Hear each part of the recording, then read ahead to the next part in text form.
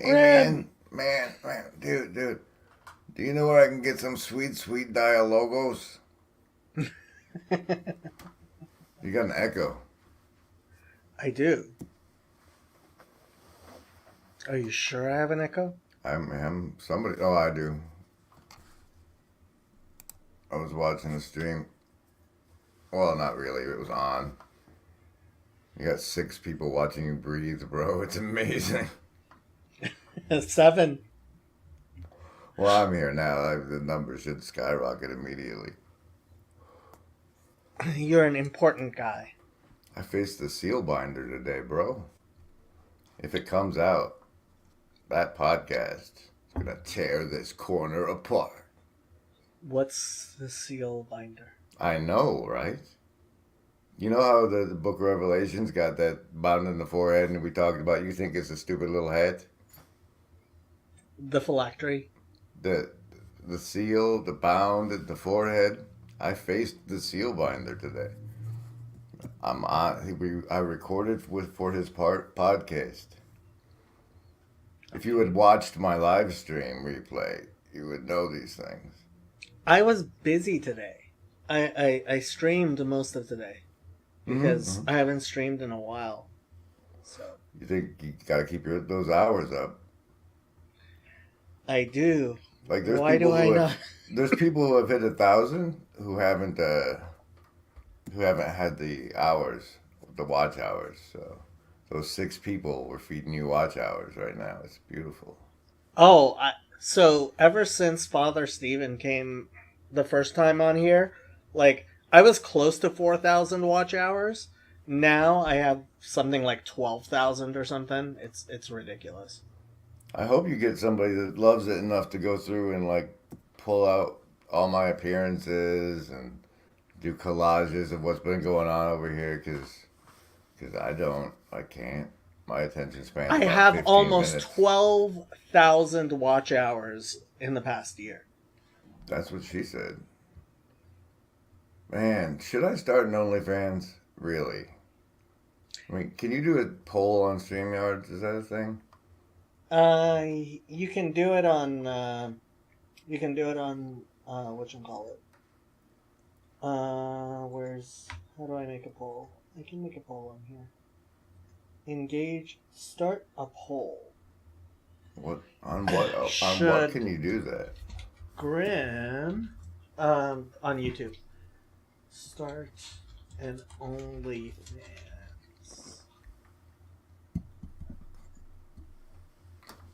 Ta-da! Let's There is find now a out. poll. That requires way too much commitment from like the 4 people watching you breathe. I think. Oh, Weeks is here. We'll be all right. You get no savings throws on Federecci's channel. You get the disclaimer he's Jewish. I mean, come on. Bro, Gavin has gone off the rails. He has why? Why? Because he's trying to be a cult leader and he was never even a good cult follower. I mean, he was the Since best when? I had as a cult follower, but now he's trying to start his own thing. Like World of You 42. Like, tapping into hitchhikers like a noob. Come on. Bring your I have towel, boys. no idea what you're talking about. That's because you don't pay attention to anybody in the corner but yourself. That's what I do. No, I watch people. I look around. I see what's going on. I go You talk are to much seal more binders. attentive than I am. Okay. So I'm ready to have Teal on my podcast show. Hook it up. Peter Thiel? Yeah. Yeah, that's never gonna happen. Challenge accepted. Challenge accepted. Good luck. Matt Gavin is the Matthew McConaughey of TLC. You got any more admin slots, bro? Like, I want to be able to highlight the chat when I'm here. I do not, but I can do it for you. It's not the same. I shouldn't have to tell you. I gave you an admin slot. You gave it up. I disassociated with the Jacob's Ladder Network. Like, You the did. Virtually Not Alone Network is a competing, non-Jewish run media platform, as far as I Well, know. hopefully, hopefully, in the not too distant future, my foundation is going to actually launch, and then we will have an actual structure for this little corner Yeah, I of heard. I gotta substance. get married to run things. So, To be on the board of directors, yes. So, so I do have you some Jewish know questions. I was Pastor gonna Mo? say for Kezi, but man, something terrible happened. What happened? Nakama convinced me that she's like such a good Israeli agent. She's convinced me she's not at all like even an Israeli. So I was gonna tag team them both with all my Semite stuff, and now it's Well, I mean, she's not. Is she an Israeli? She lives in Israel. it, the way I judge things. She's a New Yorker, so we're She is a New Yorker. now it's like oh, what am I gonna do with all this? This video could have been Gavin. I don't, man. Weeks, if you want to run clips, you got to leave them in the thing. And I'm coming back to work after a long hiatus of fishing, a long fishing vacation. You went fishing? No, I don't go anywhere.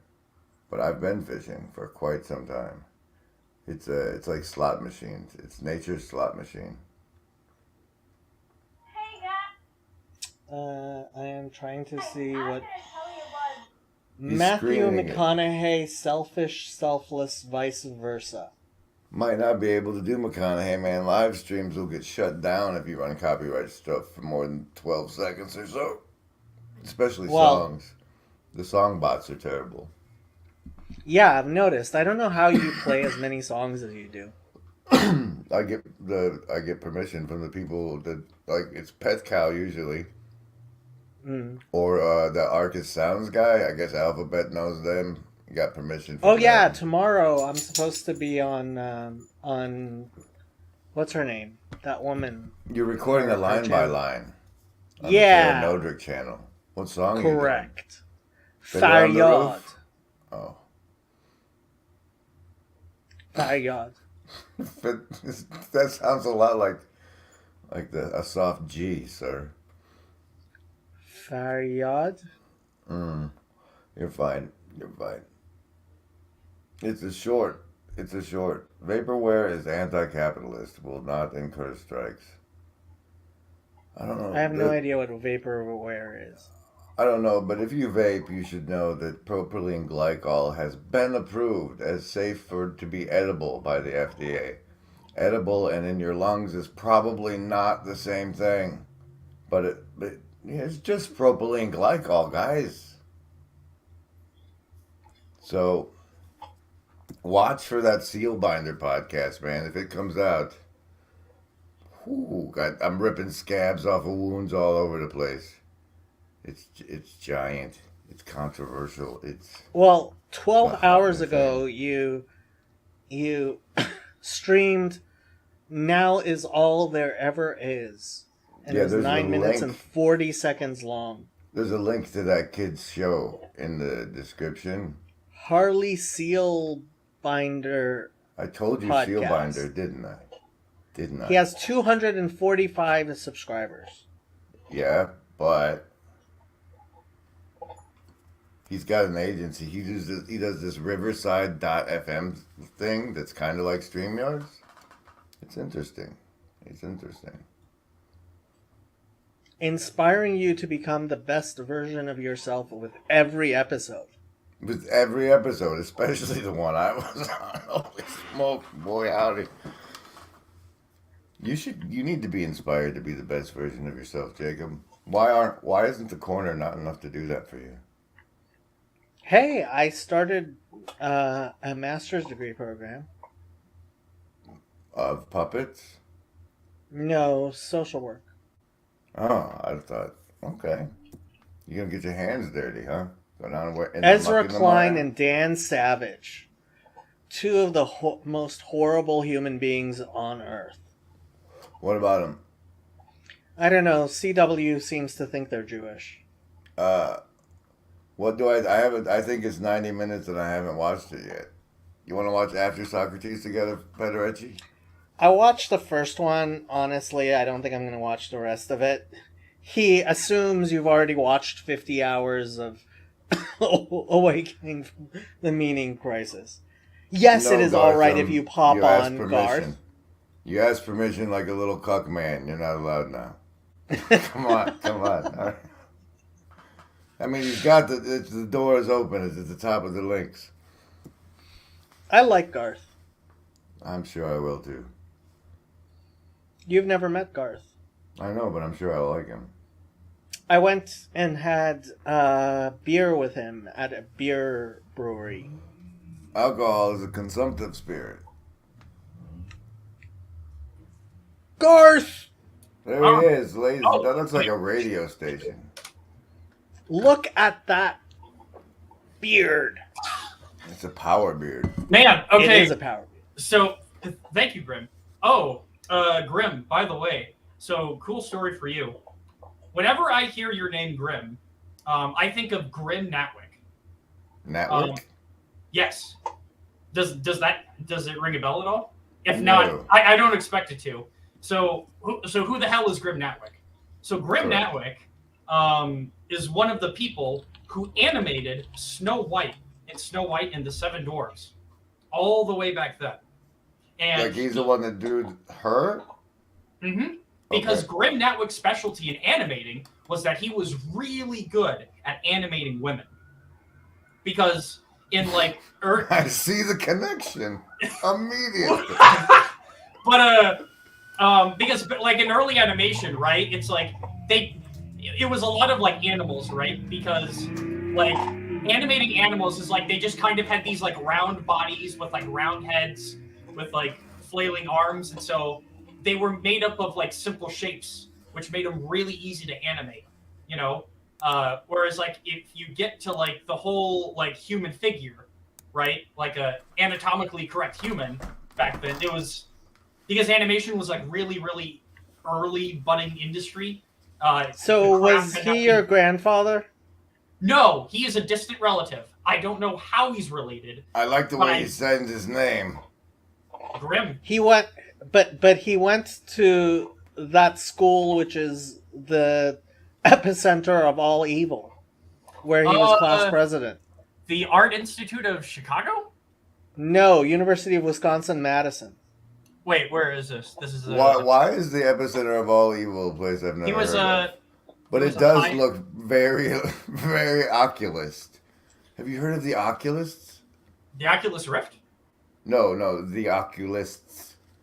The Oculus? No. Yeah, I it's haven't. a great truth stream. Oh, Okay. Mildred Natwick. Now that's Yep. somebody I recognize. Yep, that's another one. Yeah. All these Natwicks. I In didn't case mean you to didn't start know, it. Garth's last name is actually Natwick. Yeah. Wow. Which is fine. It's not like it's not the first time I put my name out on the internet. So also That's- hello CW. I see you in the chat. Hope you're doing well. I hear you're a Minnesotan because of him. Well, not because of him. I am Well, that's why I Minnesotan. hear it. For most reasons that people are Minnesota, is because I just was grown up and raised here, and I can tolerate the cold. Because anyone who can't tolerate the cold just decides to leave Minnesota. So it's He's our also road. a Lutheran. God have mercy on his soul. Well, at this point, I grew up in the Lutheran Church. At the very most, I was also a Lutheran camp counselor. So I have indoctrinated little kids into the Lutheran Church. At this point, I would mostly just, I don't know. At this point, I'm just Christian. I can't confidently say I'm a Lutheran at this point, although it's definitely not out of the question. Also, What does the word Christian mean?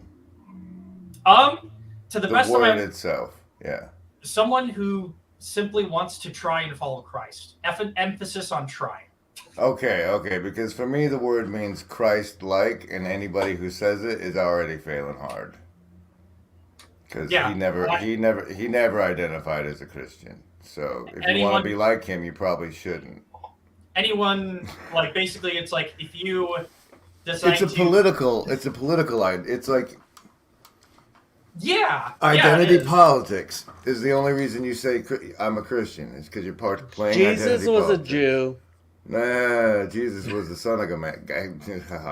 CW, No, I'll, he was Everything just says a he Jew. was. Just. CW, just I'll the You don't even believe that. I'll What? It prove was I don't that believe first twig of the brain.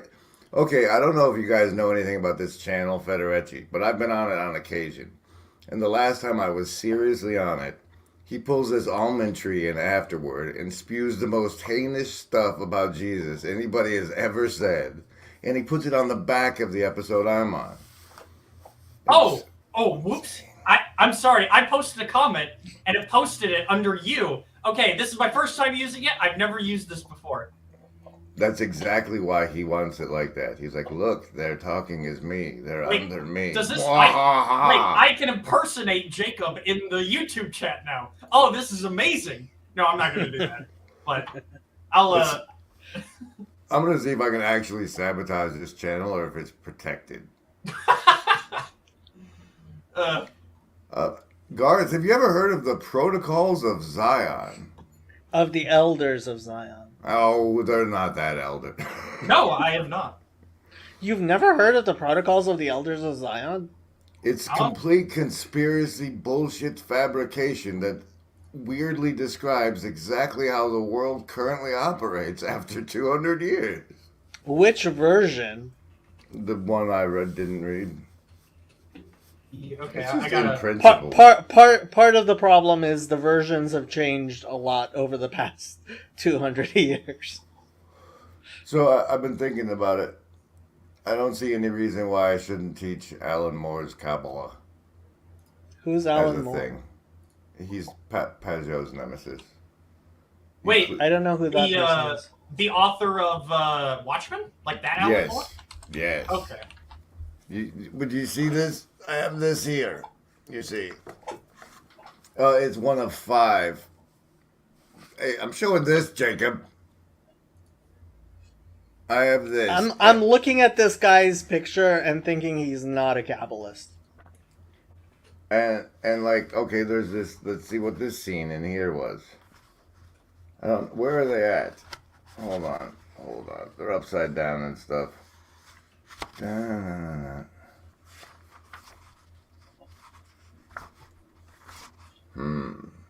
LSD was an incredible experience. Not So that was your I've mom. Now, see this. Show this. Show it, Jacob. I am This- showing it. This is Alan Moore's graphic novel representation of like his fictional character going through each of the nodes on the Is Kabbalah. that a steam engine? What? Yes.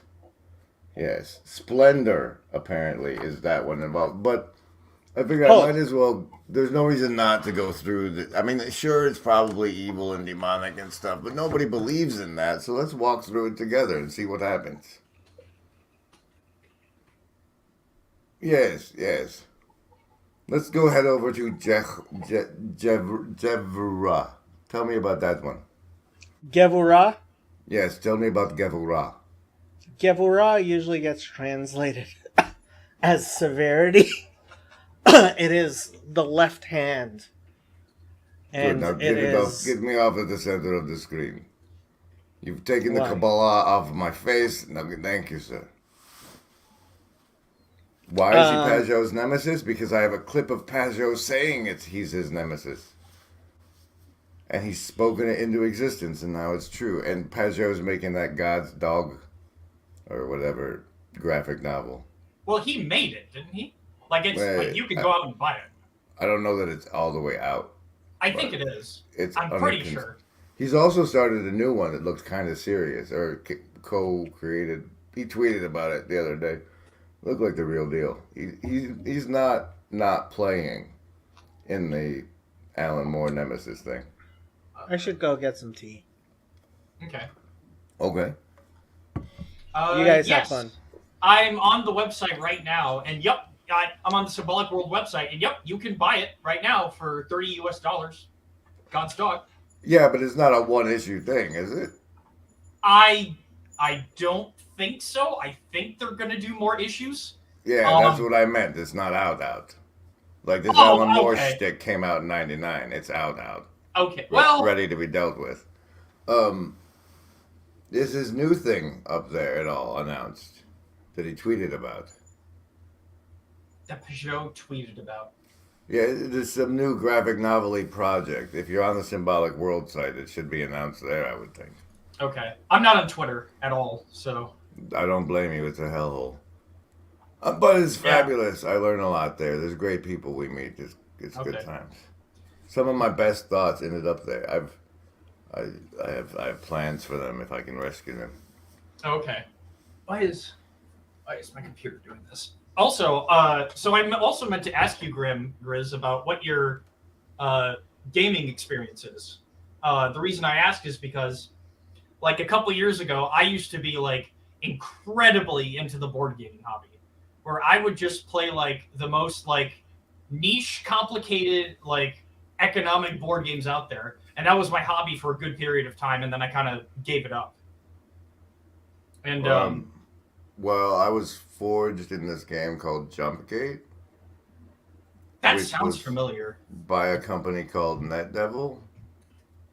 And like the original devs tried to do an expansion called Episode 2, and it basically destroyed the community that had built up in the beta.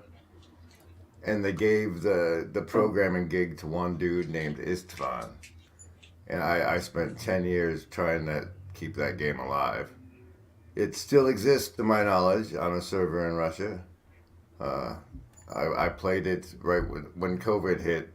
I retreated into the gaming world and flew my spaceship again for a while. Let's Best see. game of all time. And then I did some WoW and City of Villains and Okay. a lot of StarCraft. Some that sort of thing. Mostly Okay. Blizzard stuff. Gotcha. Okay, I see something here called Jumpgate Charade, although I don't. It think was this the is- Reconstruction Initiative was the subtext. Yes. Oh wait, hold on. I see it here. Yep. Okay. Role playing, space flight and combat. Okay. Yeah, I found the Wikipedia page. It was basically the storyline was some accountants got together and decided to make a video game and made that company. And so it was like an underdog video game developer story, and I got in on the beta. And so that's when I learned that if you get in on early on stuff, you can help steer it. Help steer it. Mhm. So Man, mathematicians and accountants, they make like they just make the best board games. They know how to do it. What is it? Richard Garfield, the creator of Magic, he was a mathematician. And funny story about PhD. funny story about him. Magic the Gathering, the reason that he created that game was because he wanted to use that game to fund another game that he made called Robo Rally. Right? So he did that, right? And then unexpectedly, like, Magic just took off from it's there. because they called it The Gathering. That's genius. It could be. You know, I designed 5 magic cards. Ooh. No, I didn't. I think that everybody that's in the corner needs a magic card so that you have experience. Wait, like you did the art for like 5 Magic cards? No, when I sued Hasbro, when we settled out of court, one of the things was that they would commission Therese Nielsen to do a panorama that would be cut into 5, one of each type of land, and that those cards would be judge foils that would get sent out to everybody. Oh, wow. Holy cow. That's You quite the sued deal. Hasbro, huh? I did. Show Yeah, me on the 'cause- doll where the toy company touched you.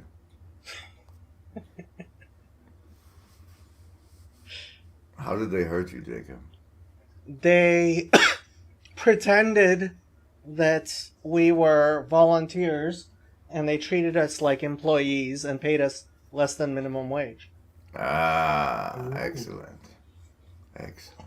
That's right. Hasbro owns. Well, they own Wizards Wizards, of the of the Coast. Yep, and they own Magic the Gathering. Yes. Own. Yeah, I was actually on the the quartering, that Ooh. channel, talking about my thing before he was big. Oh, okay. Ooh, so Yeah. this is YouTube history that I could potentially find. I Yeah. couldn't find it. If you can find it, Jacob was on it. He killed it. It's actually like keeping track of like people's appearances is something that people that want to participate from behind the screen could help with, because I'm sure like it's hard for everybody else to make sure they have an updated playlist of all the things they've been in. I know it is for me. Man, I tell you, I don't know what it is, but Jacob, whenever I am in your comment section, like my inner troll just pops out every now and then. Like on the stream you just did, I'm just like, let's watch the Martin Luther movie from 1953 and see if the Lutheran Church will copyright strike it. So these are the cards. Wow. Yeah. Oh, these! Oh, wow, these are beautiful. At first, I thought these were the Zendikar, but it doesn't. No, so the reason I asked specifically for her is because she's really good at the foiling process, and they look much better as foils. Like when you have actual printouts, like the actual cards, it looks much better than just the artwork there. Wow. So you're responsible for all sorts of mana. I am responsible for all sorts of mana, yes. Even the That black mana. explains. See, There that are explains people- a lot, man. There are people who still blame me for the death of the Judge program in Magic. Death of the Judge program? Yeah, so Magic judges were the tournament officials, Yep. and ultimately they ended up it was partially my fault, but so there still is a judge program, but it's not like it was back before I sued them and helped other people sue them. Okay. Huh. Because it's like, I know that, I mean, I have played in like sealed and draft events before where it's like each store will have like their own like Magic judge, right? So Right. if like the people playing have a question, they can go and like, ask, hey, is this like legal and whatnot? So Yeah, but those um, people apparently used to be treated like employees and underpaid, and now they're. So possibly my biggest moment of fame was during Pro Tour Philadelphia, during the top 8. Somebody asked a rules question from me, and I showed up on camera answering it, and my phone started blowing up with my friends. I just saw you on camera. wow, okay. Interesting. Wait, so you must have played like Pro Magic then. I'm guessing. No, I was never good enough. I never got any pro points. But I was a judge. Yeah, I was a level 2 judge. Okay. I got the IRS involved. Yes, I did. Well, my mana's tapped out. I'm glad you guys you're not sitting in silence anymore, Jacob. Garth, it was a pleasure to meet you. Yeah, I'll see you likewise, around. Chris. Thank you very much. I'm gonna play D&D with Father Stephen at the Lord of Spirits convention. I want. When is it? It's the weekend before Halloween in Pennsylvania. You should come. I'm not ruling that out. That's far enough out. I don't have to rule it out. So maybe it sounds like fun. See you guys. You guys should go It was all the. It was so only you grabbed- $500 for an individual room, so that was fine. I think what was it? I think I saw that in the Discord how you had bought that ticket. I bought that ticket. Yep. Yeah. I was gonna say you guys should just go all the way and just do straight up LARPing. Like just do it. Go get some costumes and foam swords and I like everything. LARPing. I am a fan of LARPs. Have you LARPed? Yeah, Vampire the Masquerade. I used to LARP. Oh yeah, that's right. But it's like isn't that one of those LARPs where it's like you kind of like just do it in a room, right? And you try to like act out what you can with what you have. Basically, In a sense. Yeah. I feel like that is more like, I don't know. To me, it's like LARPing is like going outside with a tent and like. Well, you can have outdoor Vampire the Masquerade LARPs. Vampire the Masquerade is actually the largest LARPing organization. At least it was at one point. That was many years ago that I used to LARP Vampire the Masquerade. Okay. Many actually, yeah, that's true. Yeah, I guess it's a different LARP. Actually, I also believe that Vampire the Masquerade would probably be the largest LARPing organization because it's like whenever I hear of like RPG games, it's usually like D&D and then I think Pathfinder. Pathfinder is really popular because a lot of people really like 3.5 even after Wizards abandoned it. But yeah, the White Wolf system. I mean, I really liked Mage the Ascension. That was I was a big fan of Mage the Ascension. So I was on Amazon Prime and I was just looking through movies. I'm like, I just want to watch something dumb. So I put on this movie called The Midnight Chronicles. I'm like, okay, whatever. And it was awful. Like, it was so boring. I'm like, what is this? And I was like, and it said at the beginning credits, produced by Fantasy Flight. I'm like, no way. Because Fantasy Flight is a board game company. And I looked it up, and yep, they have an RPG called The Midnight Chronicles. And this board game company funded a movie about this RPG, and it's awful. But it was so funny that the fact that I discovered this information was just too funny to me. So sounds like fun to me. Oh, was it better or worse than Manos: The Hands of Fate? Oh, so much worse. It's like it is like imagine like a movie presenting you with like a series of dialogues between characters that you have never given reasons to care about yet. Right? So it's just people talking and nothing happens. Like why does this person care about this person?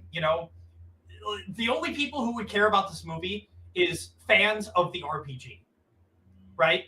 Any normal movie watcher would just get so bored with this movie. Like a stream, yes. Yes, exactly. Phoebus with his sniping at us from It's on Amazon Prime right now if you are ever so curious. But I'm pretty sure most people will shut it off after 15 minutes because that's what I did. And now all my board games are at my parents' cabin. I actually don't keep any board games here. Your parents' cabin? That sounds like fun. Yep. Yes. My parents' cabin in Wisconsin. Because if someone from the Twin Cities is going to have a cabin, it's probably going to be in Wisconsin. Wisconsin was beautiful. I was surprised at the number of deer I saw on the road. Oh, yeah. Look, I think Wisconsin is beautiful. Just like Minnesota and Wisconsin and the UP of Michigan, it's just like those states in the Midwest, they have so much like green and forest everywhere. Well, I was there in the summer, so I didn't have to worry about like all the snow and horrible weather. Mm-hmm. Yeah. Well, I don't know. I love snow in Minnesota. One of my favorite Minnesota settings outside is when there's a full moon outside and there is there's snow on the ground, right? And the full moon is so bright that it will shine on the snow, and the snow will bounce the light off the moon, and it illuminates everything. It's beautiful. So CW apparently is the heiress of a huge cabin in northern Minnesota. Yep. Yeah, that's like, like if you're, middle class in Wisconsin or Minnesota, it's, not rare that people have a cabin somewhere. Mm.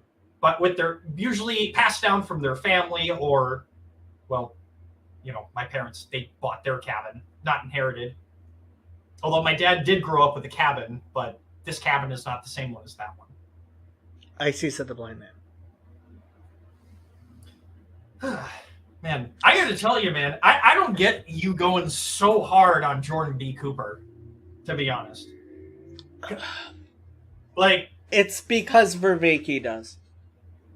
I don't think Vervaeke goes super hard on Cooper. Well, Vervaeke goes super hard as far as Vervaeke goes super hard on anyone. He goes on Martin Luther. So it's like Vervaeke is signaling that this is a war worthy of having. So yeah, I'm taking my cues from the general who doesn't want me taking those cues at all and doesn't agree at all that I should be doing the things that I'm doing. But that's because I'm Hasidic and he doesn't understand how Hasidim work. So, but I think Vervaeke did what he did in pursuit of what Vaeke is always interested in, right? Which is like dialogos. Rather than it's not just dialogos. No, he is not just trying to dialogue with Jordan B. Cooper. He is trying to bury Martin Luther because he believes that Martin Luther's ideas are harmful. So true. I don't necessarily disagree with that. Well, okay, I actually don't know because the only way I could find that out is if I personally asked John Vervaeke. Vervaeke has made multiple videos saying, including the one responding to the Jordan B. Cooper video that I played today, saying that he defending his attacks on Martin Luther. No, okay. I mean, we can pull up Vervaeke's response to Jordan B. Cooper if you guys really want. I probably can only stay for about maybe like another half hour, which might be enough time, but I have to like shower and do stuff before tomorrow because my current How schedule... dare you shower? Showering is a middle class bourgeois. This is my video in response. Oh, by the way, I want to try this thing. Yeah, you can like go from different. Sorry. Okay, I just wanted to try this because I felt like popping on here would also be a good opportunity for me to explore this admin thing. Yeah, you should. What you should do, you see the brand tab on the top right? Top right. Banners, on the right side, you see it says comments, banners, brand, private chat. Okay, yes. Click on brand. Okay. And then you see where, you double clicked on that. Okay. You see where it says Jacob and there's a little down arrow? Yes. Up. Okay. Click on the down arrow and there's a bunch of different brands. Yep, Go ahead and start a new brand for yourself. Okay. And call it Garth. Sounds good. By the way, if I ever get too annoying in the chat, like, feel free to tell me off. Yes, because you know how me being very, very, like, never telling anybody off when I actually want to tell people off, like, you know how shy I am about, like, telling people, like... Well, so, like, for me, right, it's like, I will make comments in the stream. I never expect them to get any attention, right? Yes. It's like, I either put them in there, sometimes it's to make a decent point, right? Other times, not so much. and I don't expect those to get any attention, nor do I even advocate they should get attention, because I just like to have fun in the comments. That's just who I am. I Also, bring up your comments because you make good comments. right, and that's what I assume. But anyway, it says you've reached the max number of brands 10, so you have to delete some, which I don't think is necessary. Have I? That's not good. Yes, you have 10 here. I didn't realize that was the maximum number of brands. Don't even worry about it. I'm gonna have to figure out some brands to take off. What's Monster Party? I have no idea what Monster Party is. Also, this is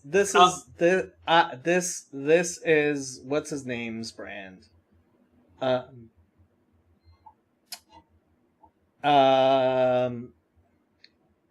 Grim. You can have Grimm's brand. Monster Party. I can't. It's all yours. I can't take Grimm's brand. No. Yes, you can. It's all yours. I refuse. I just met the guy. Can't do that to me, man. No, I am renaming that brand Garth. Can I just be a StreamYard minimalist? Can no. What? You're. You now have a brand, and do with it what you will.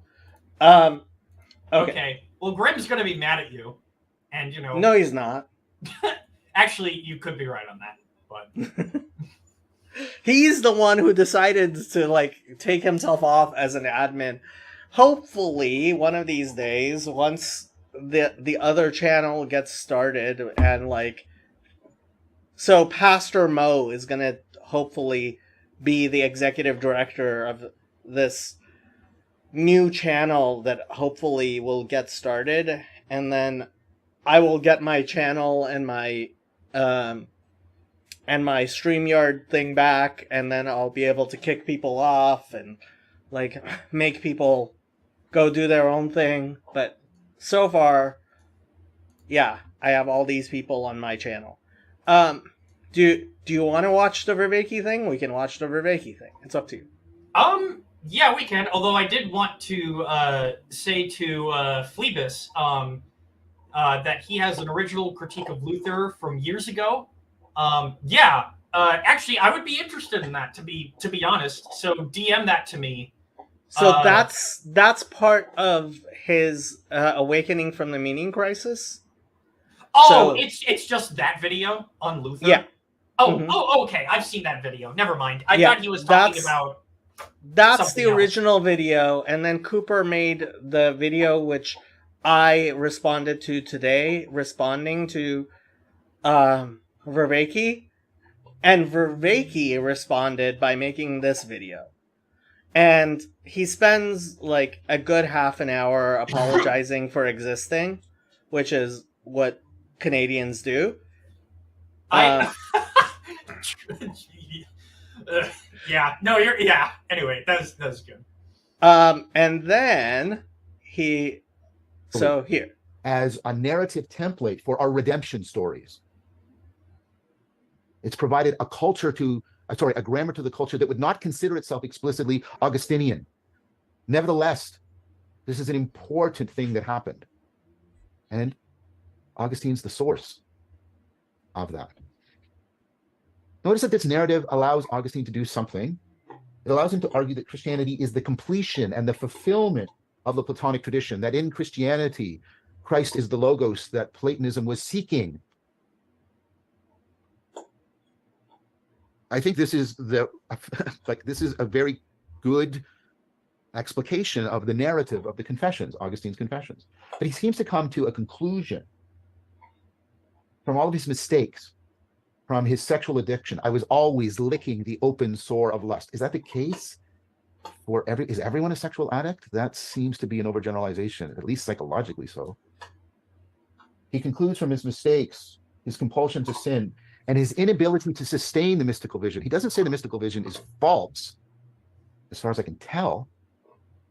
He says, I can't sustain it. There's some gravitas, there's some gravity that pulls me down.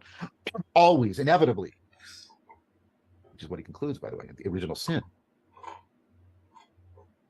But he absolutizes this gravitas, this pulling downward. And I propose to you that one of the reasons why he absolutizes it is because of the supersalience it was given to him by his self-loathing, by that kind of wanting but not liking that is at the heart of profound addiction. He confused. So he's saying Augustine was a bad person, and he suddenly says everybody's a bad person like Augustine. And the fact is, not everybody's as bad of a person as Augustine or Paul or John Calvin or Martin Luther. These are just bad people. There are people who are not bad. But bad in what way though, right? Because in this video, he does say that, like, right, Augustine is being pulled into this addiction, right, where he is like drawn to something. Yes, but not everybody has these sexual addictions and stuff. Some people do. Not everybody does. Well, I mean, I would argue it's like, I mean, you could frame addiction not as in sexual. It could be anything, right? Where it's like you are in this state, right, where you are constant, like, it's like what would you call it? Like the continual cycle of hedonism, right? You get something, you enjoy it, but then you also have to, eat something. But or like Garth, people actually break out of these cycles. I agree. No, I agree 100%. Not everyone is utterly depraved. The problem with Protestant theology is this belief, I'm the worst of sinners. It's like, no, you're not. You know what? You've never murdered anybody. You're a much better person than John Calvin. Just accept it. But it's like, no, I can't be, right? It's like, no, accept it. You're a better person than John Calvin. Almost everybody is. You're a better person than Jeffrey Dahmer. Almost everybody is. Now, whether Jeffrey Dahmer was worse or better than John Calvin, that we could argue. But, these are horrible people. I'm on the opposite end of you, Jacob. I have no idea how I could know if I am a better person or worse person than John. How many people have you raped, murdered, and eaten?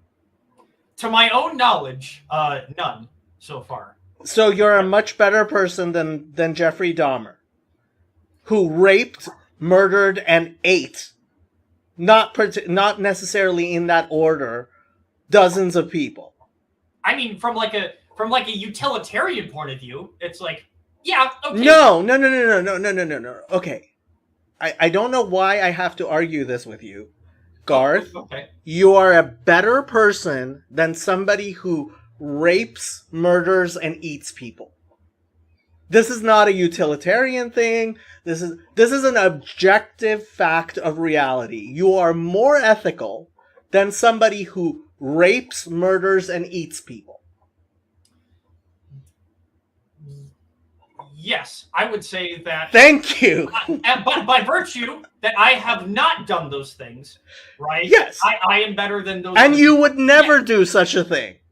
That's a horrible thing to do. Yes. So yes, I agree with you on that. Okay. But it's like, but how do I take me in my entirety, right, Yes. and say that I am a better or worse person than someone else? Because you take a look at people who rape, murder, and eat people and say, you know what? No matter what sins I have done, all kinds of sins that I am sure I'm going to burn for, none of them are anywhere near. And this is just a matter of recognizing reality, right? There are some things which are better than other things. People who don't rape, murder, and kill and eat people are better than people who do. That's just true. And when you get into Augustine and total depravity and, it's like, there are ways in which I can say, you know what? I was never tempted to do these things. And so I don't know if I had the horrible temptations that these people, and yes, there are, in that sense, I leave it up to God to decide, right? But at the same time, you cannot let your brain,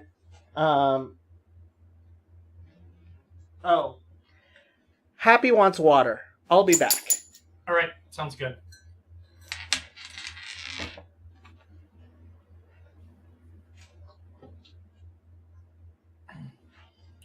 Oh man, he's got what are they? Big gulps. That's what they are. Yeah, those gas station big gulps. Man. When Jacob comes back, I'll have to compliment him on that.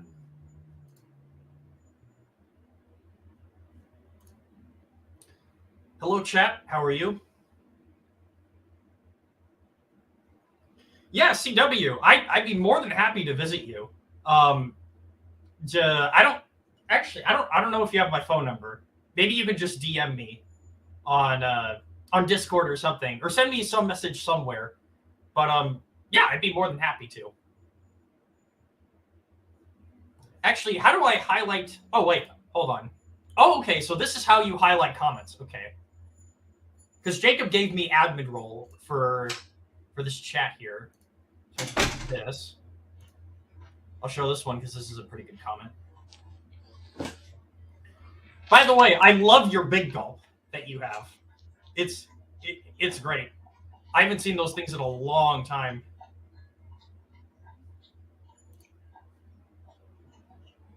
Although CW, I have no idea what your schedule is. So mine is like pretty open on the weekend unless I have something planned. But otherwise, yeah.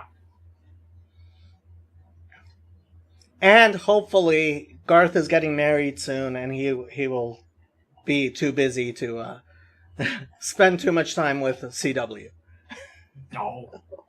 I hope my marriage is not in a state where I could too busy to never see other people. That would wait until you have kids. Okay. And yes. When I have kids, that will be the day when I will be too busy to see people.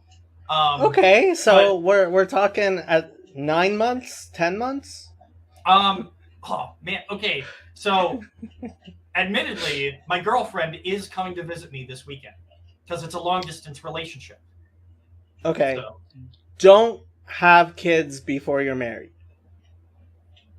Okay. So don't try to speed run life is what you're trying to say. Yes. Okay. Do not speed run.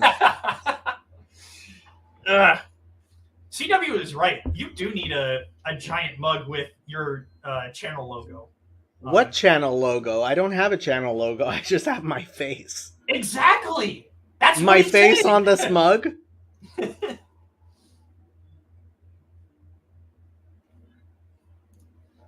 Yes, we can. Okay, now back to total depravity.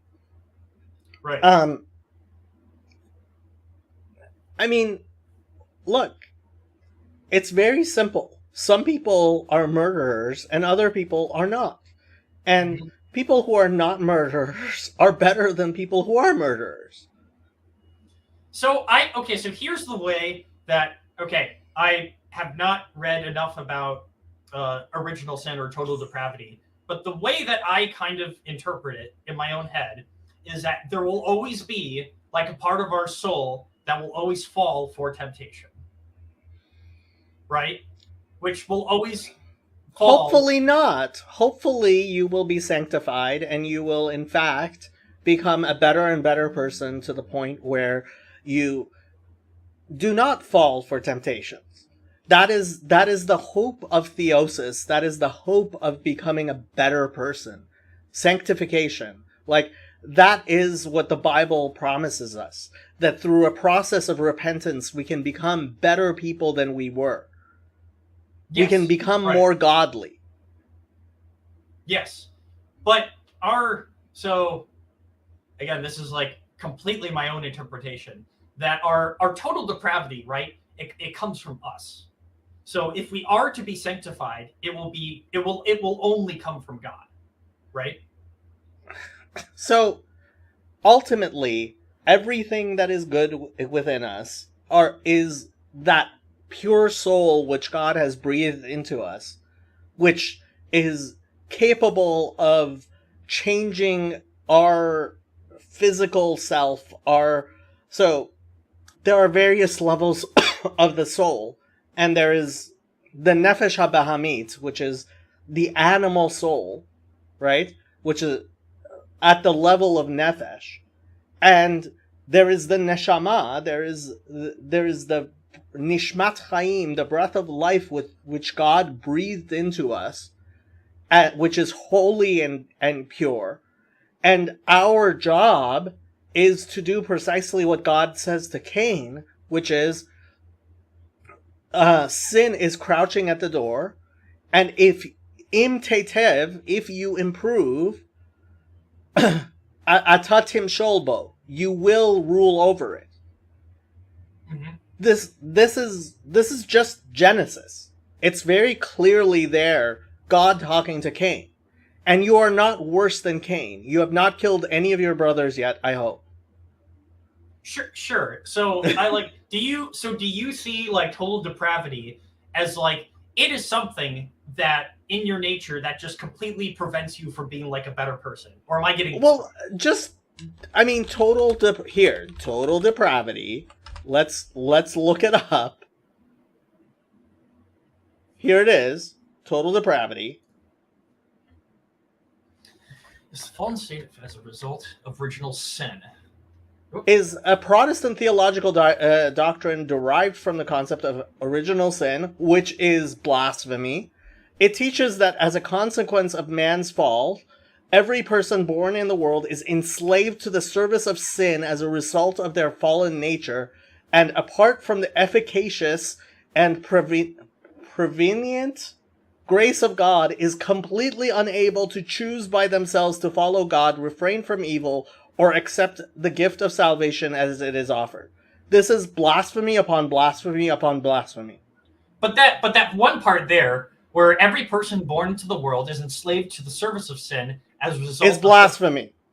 Well, but that I guess to say like that's kind of what I was kind of getting at when I was saying like part of your soul is like, you know, still of the world where you still fall into sin and into temptation.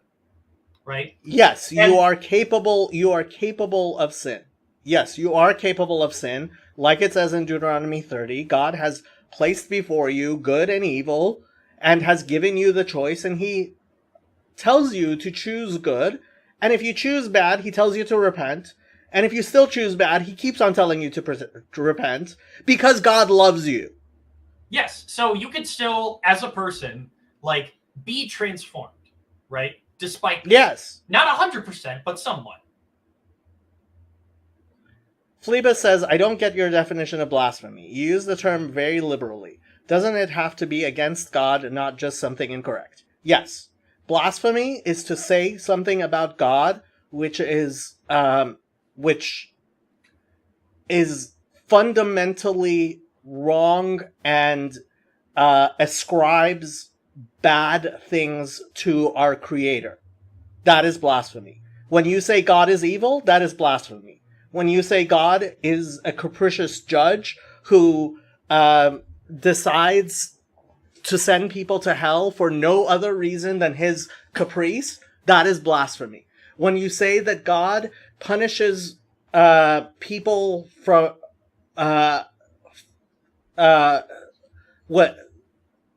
God punishes children for the sins of their parents, that God punishes us for the sins of Adam and Eve, that is blasphemy. And the Bible says that is blasphemy. See Ezekiel 18. So, all right. So this is I do mean this as a genuine question, right? In your view, right? So are you like a universalist, like? No, like, okay, I'm not a universalist. Right. Okay, all right. I believe that some people, that a very small number of people, through repetitive, deliberate action of choosing evil over and over and over again, will in fact resist God's efforts to help them choose good. A very, very small number of people. And this honestly, it comes from, here we go.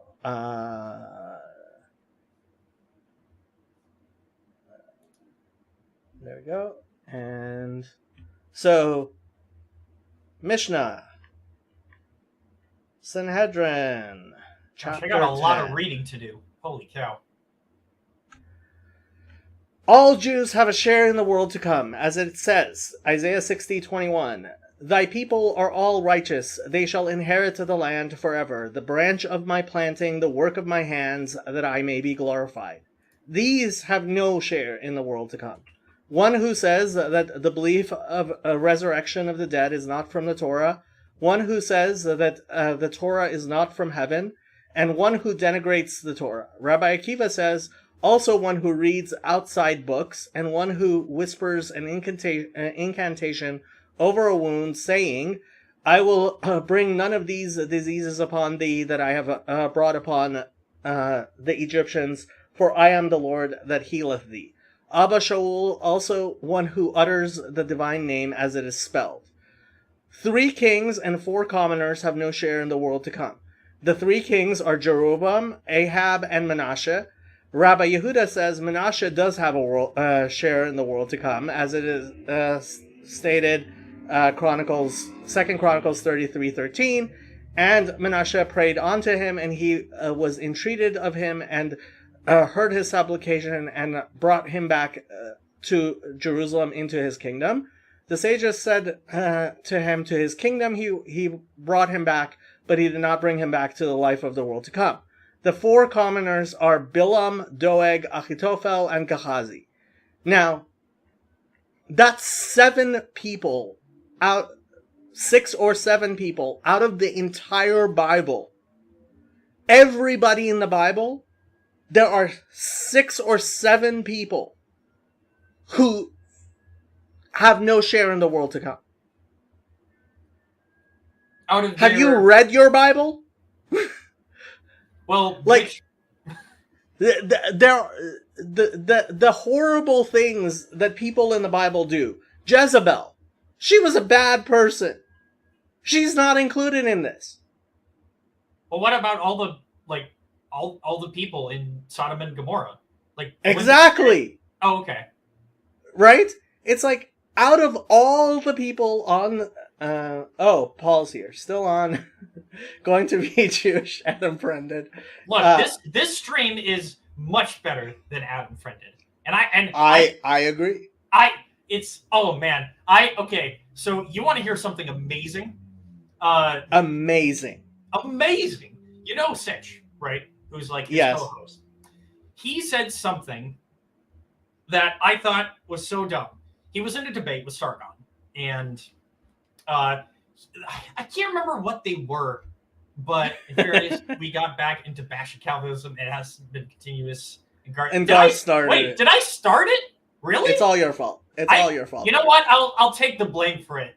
I'll hang on that cross, I suppose. But anyway, he was in a debate with Sargon, and I think they were talking about Christianity and how it's influenced like the moral landscape and whatnot, so on and so forth. That was the thing of debate. And then Sitch said, and this is a guy, right, who he says he's Jewish, right? And not just like, ethnically, that he still thinks himself really? I think so. Because everything I've heard of Sitch, he's been incredibly ignorant. So go ahead.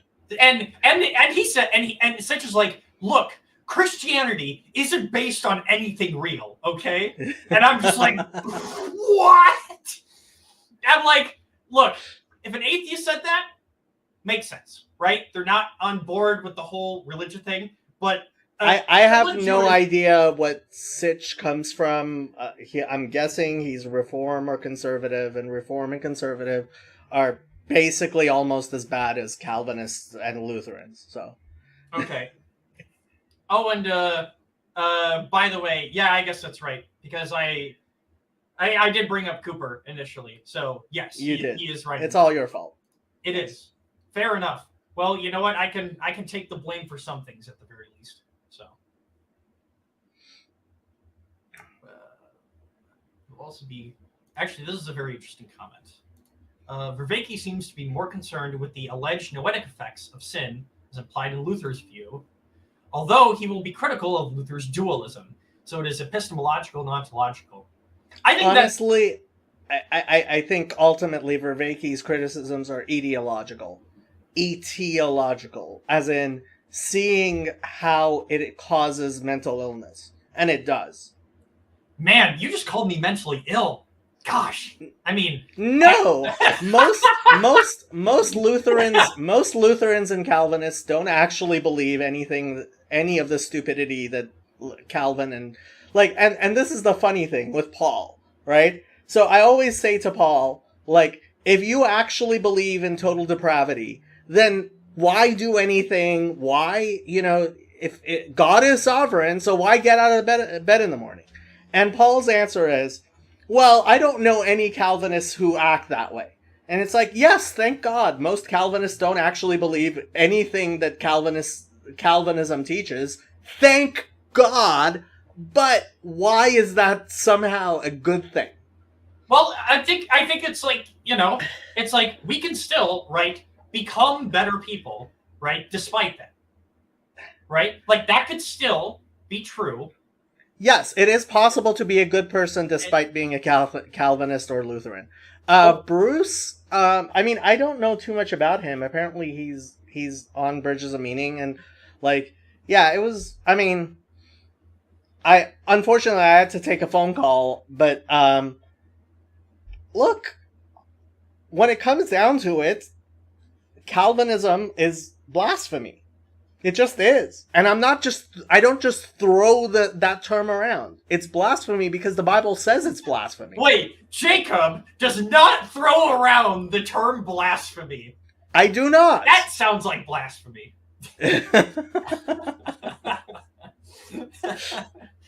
I call it blasphemy because the Bible calls it blasphemy. I listened to your last stream, Jacob. Yes, because we were talking about the blasphemous things that while I was at work pushing buttons. Claire and Mark. Claire as in Claire Caw? Oh. Wow. All I know is that there was a spat. I don't know what it was. So I know nothing about it. Oh, I remember Claire and Mark going at it, and I was actually pretty happy that Mark was able to put Claire in her place. But yeah, I don't know who Claire is working for, but she's working for somebody. I remember when I first joined one of your streams, and I think it was like I think it was just me and Claire in the chat, and I was doing my usual shenanigans as usual. So anyway. Yeah. Claire is still around. Claire still exists. Ugh. But anyway, in the future I will try to be less trolly in the chat. But usually when I do it, sometimes it is also to make a point, and sometimes it lands and sometimes it doesn't. I have never found you to be trolly. There's a reason why I promote your voice, because when you bring things up, it's you bring serious points, and you don't say things nonsensically. You may have noticed on my Discord server, I am actually quite picky about who is on what level of hierarchy. Oh yeah, trust me, I know that. Didn't she was she's not an early build of ChatGPT. She is an attorney, a qualified attorney in the United Kingdom, who has been hired by some organization to sabotage discussions by small channels like ours. Yes. Yes, he is. And he's smart, which is important. Thank you. I don't think so, but I'm smart enough to get to where I am in life, I suppose. You are smarter than the average bear, and I think you contribute to conversations well, and that's why I have been trying to get you to start a channel. That's true. So, okay, I have something to confess as well. I did not film it this weekend because, on top of that, I realized, oh wait, so I'm going to use my phone to film because this thing can film really well. But Okay. I'm going to need a stand to put the phone on.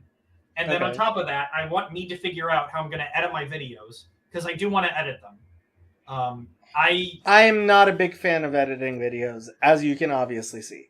I have looked at it and I'm like, I played around. Oh, so I played around with an on-phone editor. It's like an editing app that you can use to do it. But most of them, usually you have to pay for. If you don't, the free ones usually have their little water logo on it. So you can edit it on your phone, but it leaves it there.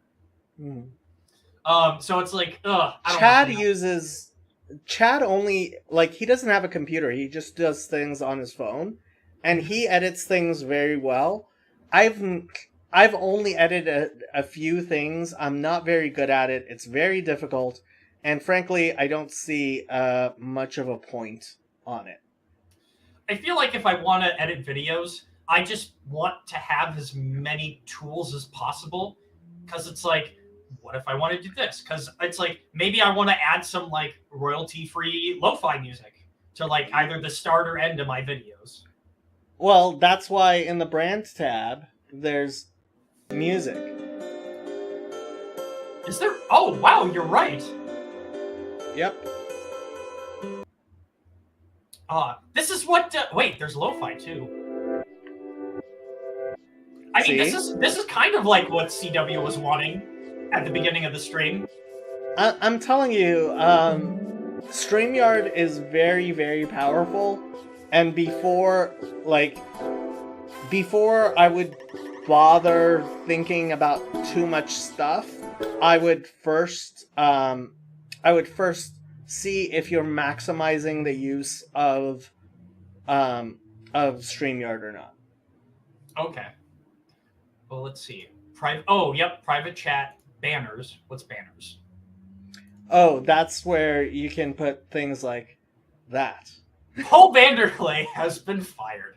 I see. Okay. I get it now. Oh, I like this one. What? Oh, no anime sound?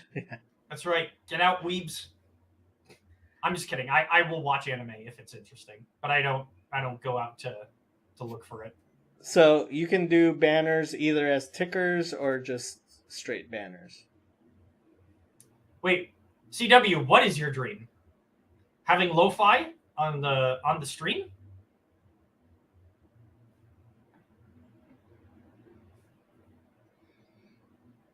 Where is that? Let's see. Brand background music. Let's see. Do other people have? Oh shoot! Whoops, my bad. Oh, I see. Okay. Yeah, it quickly changes brands, so you can go from brand to brand. Yeah. I see. Okay, so if this person is streaming, they can put on their own brand, right? Yeah. Wait, Yeah. so we can impersonate Mark if we want to. Exactly. Yes. We can pretend to have a navigating pattern stream. Exactly. Yes. Okay, I'll switch it back.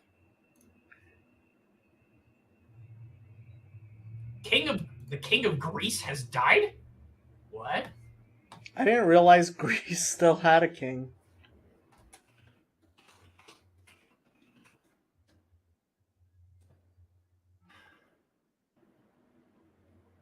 Huh. Constantine, the former and last king of Greece, dies at 82. Constantine II.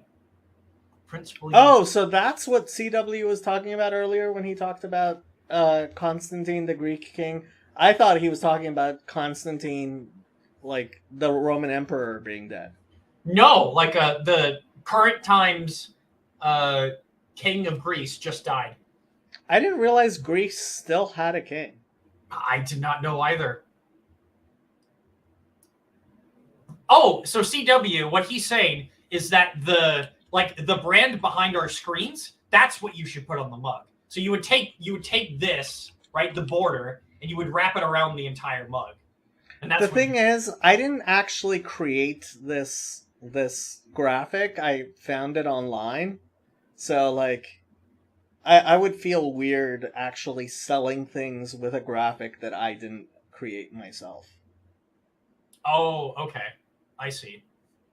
Yeah, I can understand that.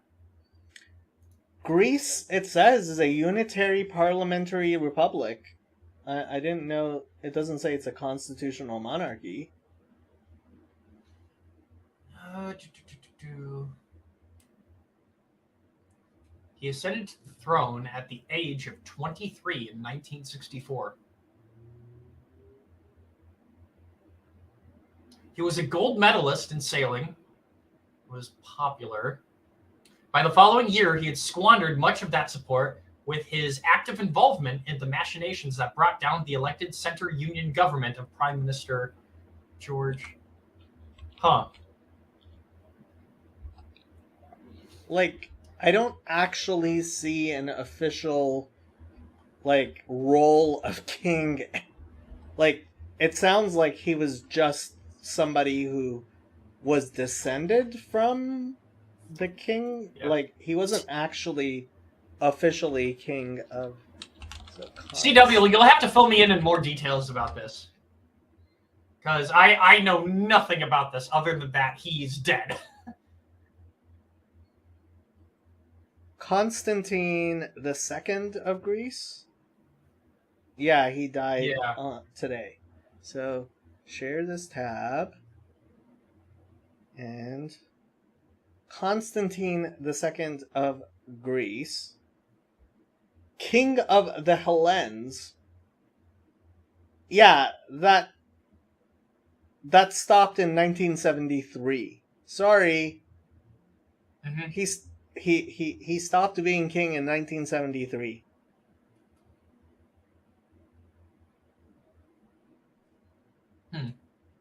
And this is the new would-be king, although he's never going to get crowned. Yeah, there's not going to be a ceremony for him. Yep.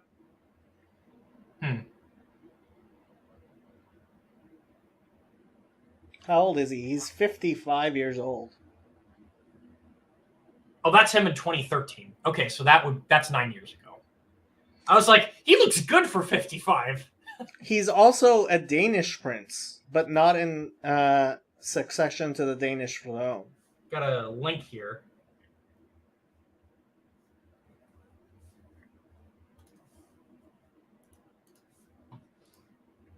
Monarchy of Greece.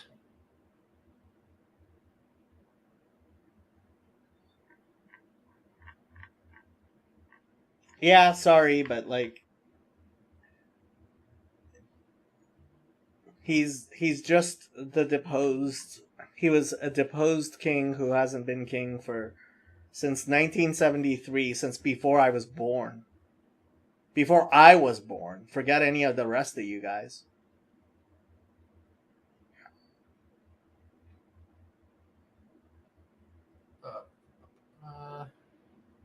So apparently this monarchy was established in like 1832. So it's not even that old compared to other monarchies.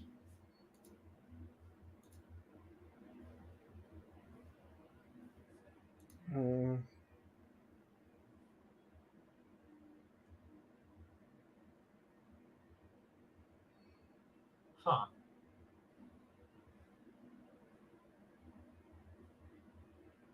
That's their royal arms. What does it look like? Let me see.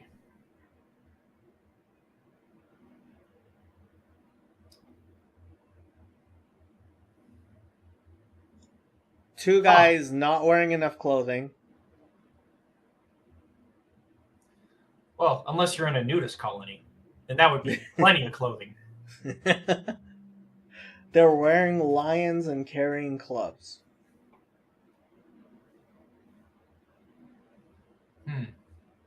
Yeah. I don't... Yeah, but like... Yeah, that's weird. Is that seriously the royal coat of arms of Greece? Well, it was until 1967 or 1973, apparently.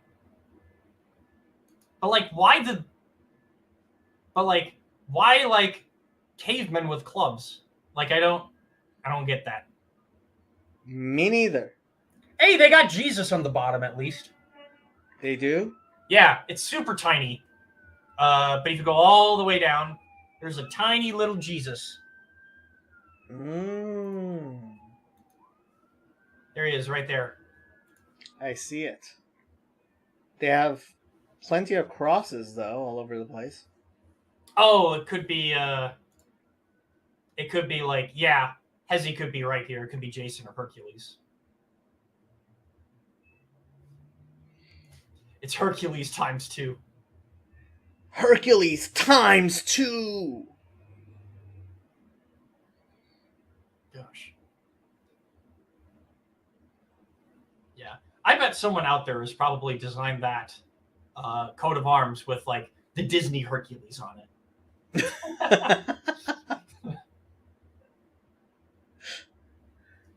Okay. Well, it is late and I still have my work musk on me that I have to get rid of. So, Go shower, you musky man. all right. CW, it was nice seeing you. Jacob, you as well.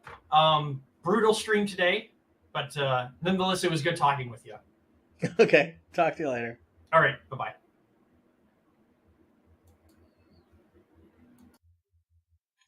Yarvin doing his best to bring back monarchies.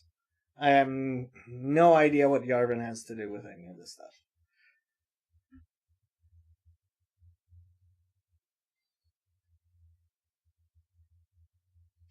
Chazi! Hello, sir. Hello, sir. How are you? Thank God, doing well. Starting my day. What's going on with you, Jacob? I saw you've been, isn't this like hour 10 of streaming today? Something like that. Yeah, I've been streaming a lot today, but that's because I haven't been streaming much for like the whole past week or so. Yeah, not like your channel hasn't been active, though. Yeah, but ultimately, like, I'm still hoping my channel will go back to being my channel after hopefully you guys end up starting that other channel. I hear that, but like, I don't know, you have to tell Mark, because he's enjoying your channel. I've noticed, and I've told him he's only allowed 3 hours on my channel a week. He doesn't exactly abide by that, but Adhere to I those try not to rules. be too hard on him. Yeah, well, I'm assuming the attitude is like, if this channel's getting a lot of views, then that's like where you want to be. So it's a good thing. What are you streaming about today? Because this looks topical, but the other stuff are also topic based, or? Well, this was just chatting. I did a little bit of reading from Letters of the Rebbe by about Pesach. So I did like a 20-minute thing on that. Okay.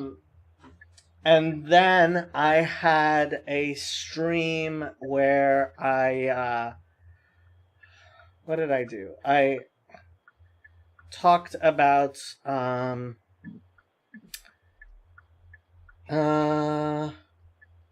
thought I named it something. Ripping Martin Luther. Is this back to the Cooper Vervaeke debate? Yeah. Mm-hmm. I see. I think both of them are actually going on Grail Country on Nate's channel to have a discussion. On Nate's channel? Yeah.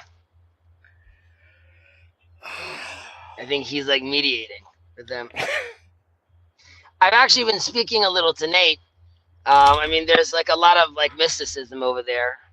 So like there's a lot of obscurantism there. There's that is true. There's a lot of questions where I'm like, I don't like, what does that term mean, or was that term necessary to even use? But yeah. So apparently they're going on, I think, either this week or next week to have a discussion again to see what's what. I mean, I thought they were going on PBK, and I was like, I know Sam was hoping that they would go on his channel. Right, I know Sam, and Sam. I think Sam would also be like a good. Sam would actually be a good person. Grail Country? Oh, God. Well, I guess we'll see. By the way, Sam's channel himself, because I saw that like Paul was saying like, oh, like Grim is getting to 1,000 subscribers soon, but Sam's channel is I mean, all relatively speaking, is doing well for itself. Yeah, Sam is a Unitarian, so he's an Apikoros, so nobody can actually give him any kavod because he's an Apikoros. Chezi's getting a phone call. I am getting a phone call. Excuse me, it's my wife. Your wife is more important than I am.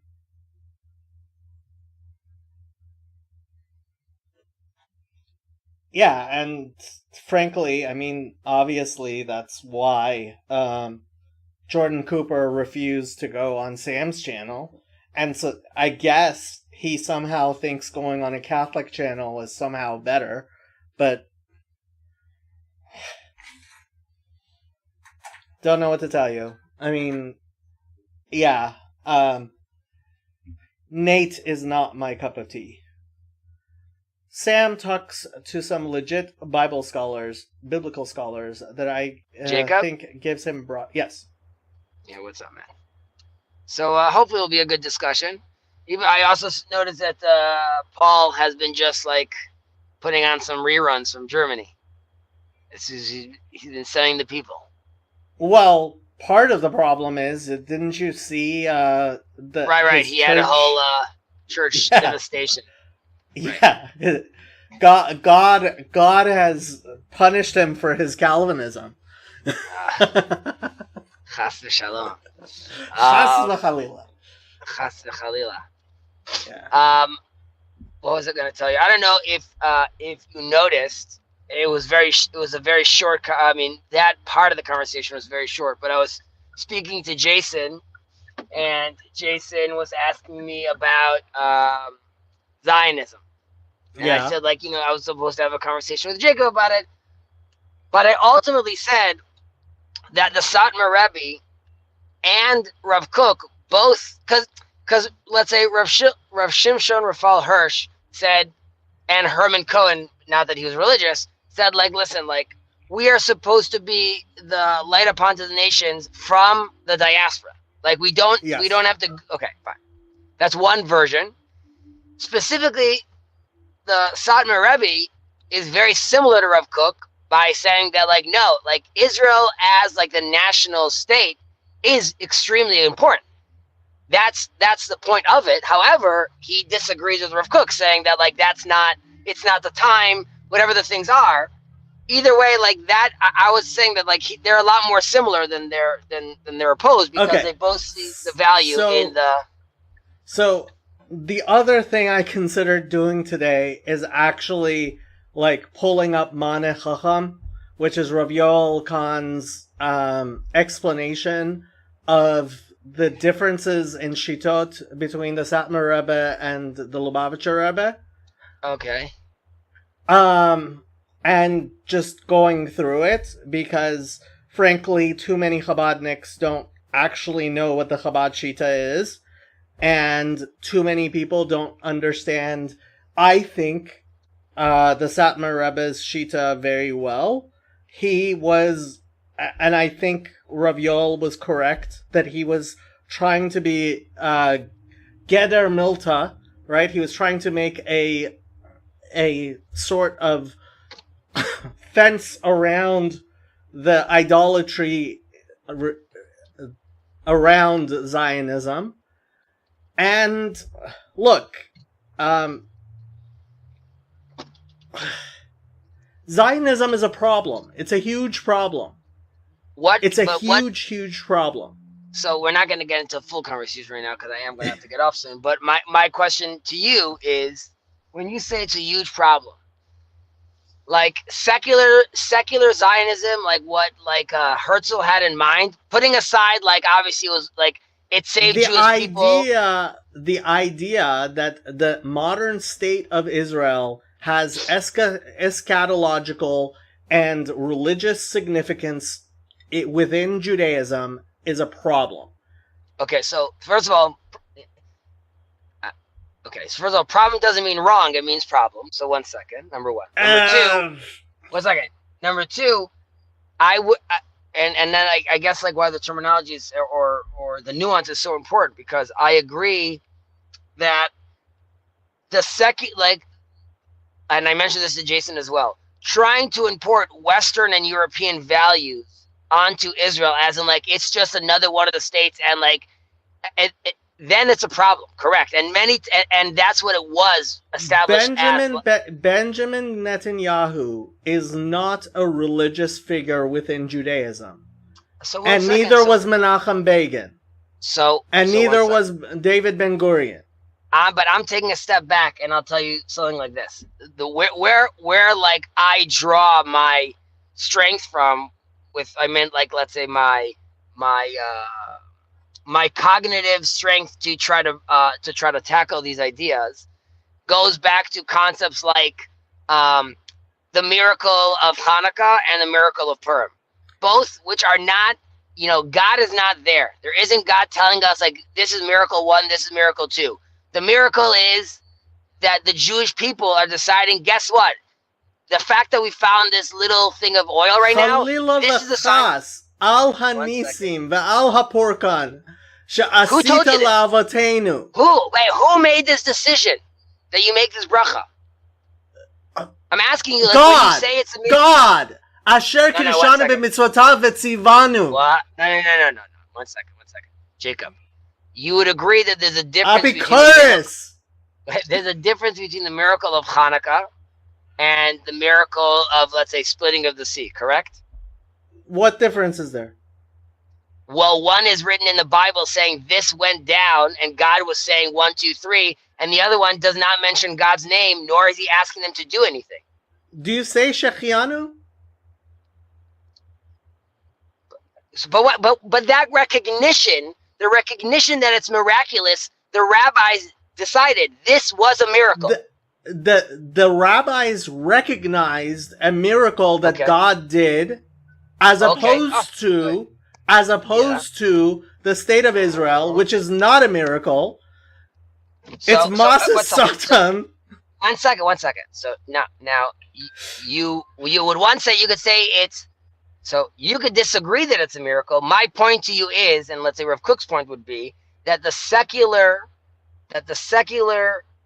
state of Israel is not what we're building towards, and that's not the goal. However, the establishment of the state, the return of the Jews to Zion, those moves.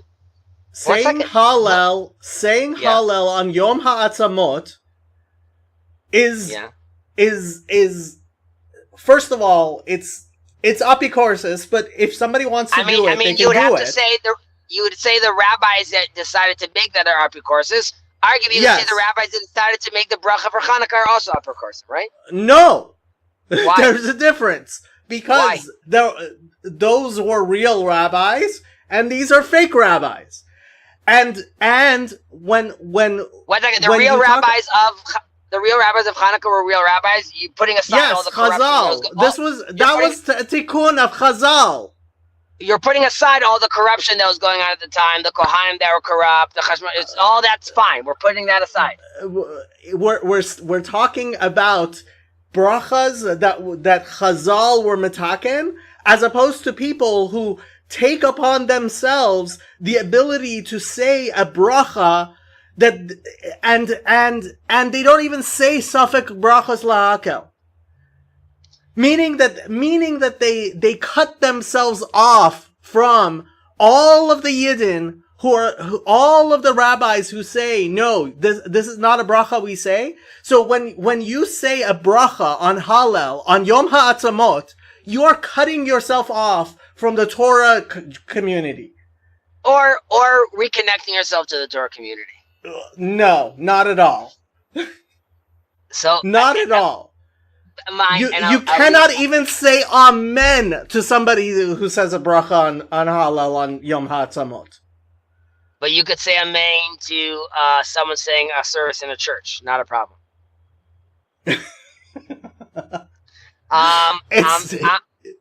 I'm just saying the manifestation of Israel, again, not the government, not the taxes. Yes, right now we have, even though I believe that potentially in, whatever the real state of Israel would be that you'd be happy with, I still see that as a political body, obviously. However, I think that the establishment of the state of Israel is a constant status of ulai le'et hazot egat malchut. Okay, this is just, we are the ones that's supposed to pick up the football, so to speak, and run to the touchdown. Chazi, what happens if chas v'shalom suddenly the United States stops supporting Israel? And let's go worse. We get exiled. And once again, all the Jews who are living there are exiled. Yeah. So then I'll just tell you, like Rabbi Akiva and Bar Kochva, I guess it's not the right one. Okay, it's not the right one. Guess what? What did we see on Rabbi Akiva's on Bar Kochva's coins? There was only on his coin is his version of the Arba Minim, which is different than the other Arba Minim, because he was going according to Rabbi Akiva. Rabbi Akiva thought, like, this guy's for sure Mashiach. So I'm not, but it's very much like a build it. If you build it, they will come. Like Shuvah Elai v'Shuvah Elechem. If the attitude is, it's not what Israel. Rabbi Khan makes absolutely clear is that the reason why the Rebbe was against the false messianism of Zionism is because false messianism leads to korbanot. And how many korbanot have we had? How many Chayalei Israel, Nakim? How many people are very little? Very few. I mean, I'm just letting you know, it's people don't like hearing about this, but if you look online, all the deaths in Israel from, let's say, the conflict of Israel since like 1948, it's like a joke of a number. Obviously, it's not a joke. It's a joke of a number. Chalila v'chas. One second. It's horrible. Even one death is too many. Comparing it to world wars, it makes you wonder why people are talking about these figures globally, because like it's a non-fight if you compare it to what's going on. Like more people died in Ukraine. More people died in almost every battle. Because guess what? Yakar be'einei Hashem hamavta l'chasidav.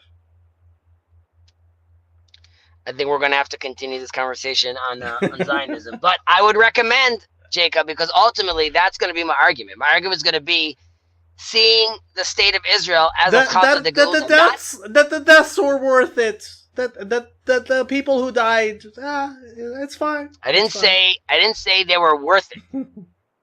But I mean, 1 second.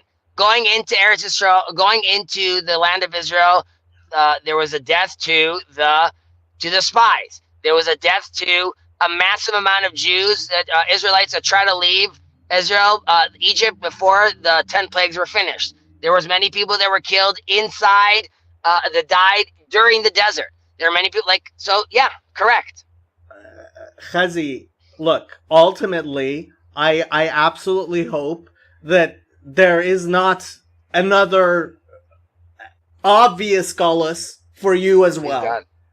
Please God. But you know what? When on Tisha B'Av, Ariel Sharon decided to take the Shtachim out of Gaza, I thought at least some of the most crazy Zionists would stop. But they haven't.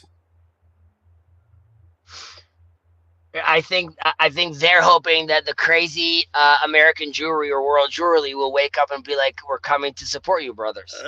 Coming to support you. That's not how it works. Mipnei chatatenu galinu me'artzenu. And because it is about chet, it is not about eile v'rechev ve'eile v'susim. It's not about tahal. The tzava But that- tzava but lahagana Israel is the yeshivas, including the ones in What Muncie. are you saying right now? So Israelis didn't have Ben Yehoyada, Avner, Yoav. These weren't all warriors. What are you talking about? King David couldn't build the temple because his hands were too full of blood from battles. Okay, Solomon's gonna have to do it. Sorry, David. Okay. That was a different. Right. So there's battles. How about all the Levites picking up their swords and not recognizing between family members and tribe members and killing them all for the name of God? So there's definitely a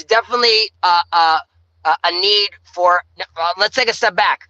The only way we'll even be able to try to understand if Israel could even pull it off, and by Israel I mean the Jewish people, is we've been in exile for 2,000 years. Only when we have a government, a land, and a body can we even start to stutter our way forward. So right now, Rabbi we're Chazi? clearly still stuttering. Rabbi Chazi, Yeah. I would ask you to please read Al Hanisim, both versions, and really internalize the lessons of Al Hanisim. What it says there is not anything like the kfira that you're speaking right now. First of all, I wouldn't use Hanukkah as a good example because, like, Hanukkah is a very controversial Chag. So use a Beyamei Mordechai Esther B'Shishan Right. So let's see where our status is. Mordechai is named after Marduk, a pagan god. You're a koifer be'iker. 1 second. Fully immersed inside. Her a pagan name culture. is Esther because it's Hester Panai. Pani. Yes. That's why her All right, name is dude, Esther. I'm late. No, not. It has nothing to do with whatever. You know what? Sure. Yes. That's why. Yes, that is So we'll why. have to continue this conversation. Jacob, have a great night. Be well. Love you.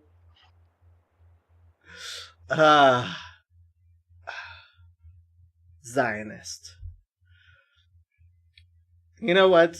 I want to pull up Ma'aneh Chacham. I'm gonna pull up Ma'aneh Chacham.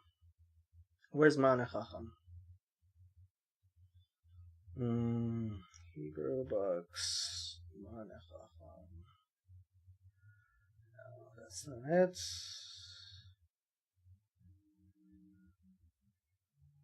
That's not it. That's not it.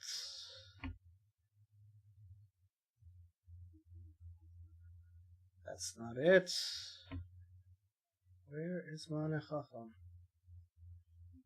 You know what? Ma'aneh Chacham. I put in Torah. Ma'aneh Chacham.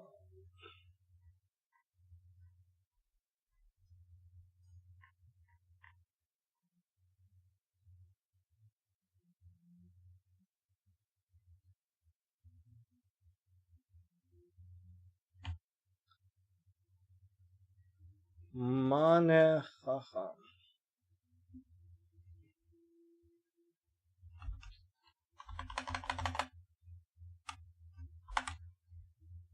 Igeret Ma'aneh Chacham, Teshuvat Chacham HaRazim HaMeor HaGadol B'Torat HaNigla V'HaNister Hai Chassid Hai Anav Gadol Meraban Shemo Maran Harav Rav Yoel HaKohen HaGadol Lekel Alyon HaMagid HaMafursam HaMashpia De Chabad Lubavitch. So this is a book that was made by people who took two letters which Rabbi Yoel Kahn wrote, and here is the link in case anybody wants to actually read it.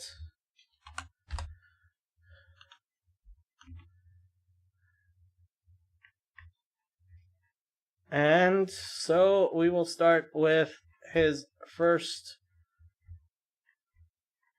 letter.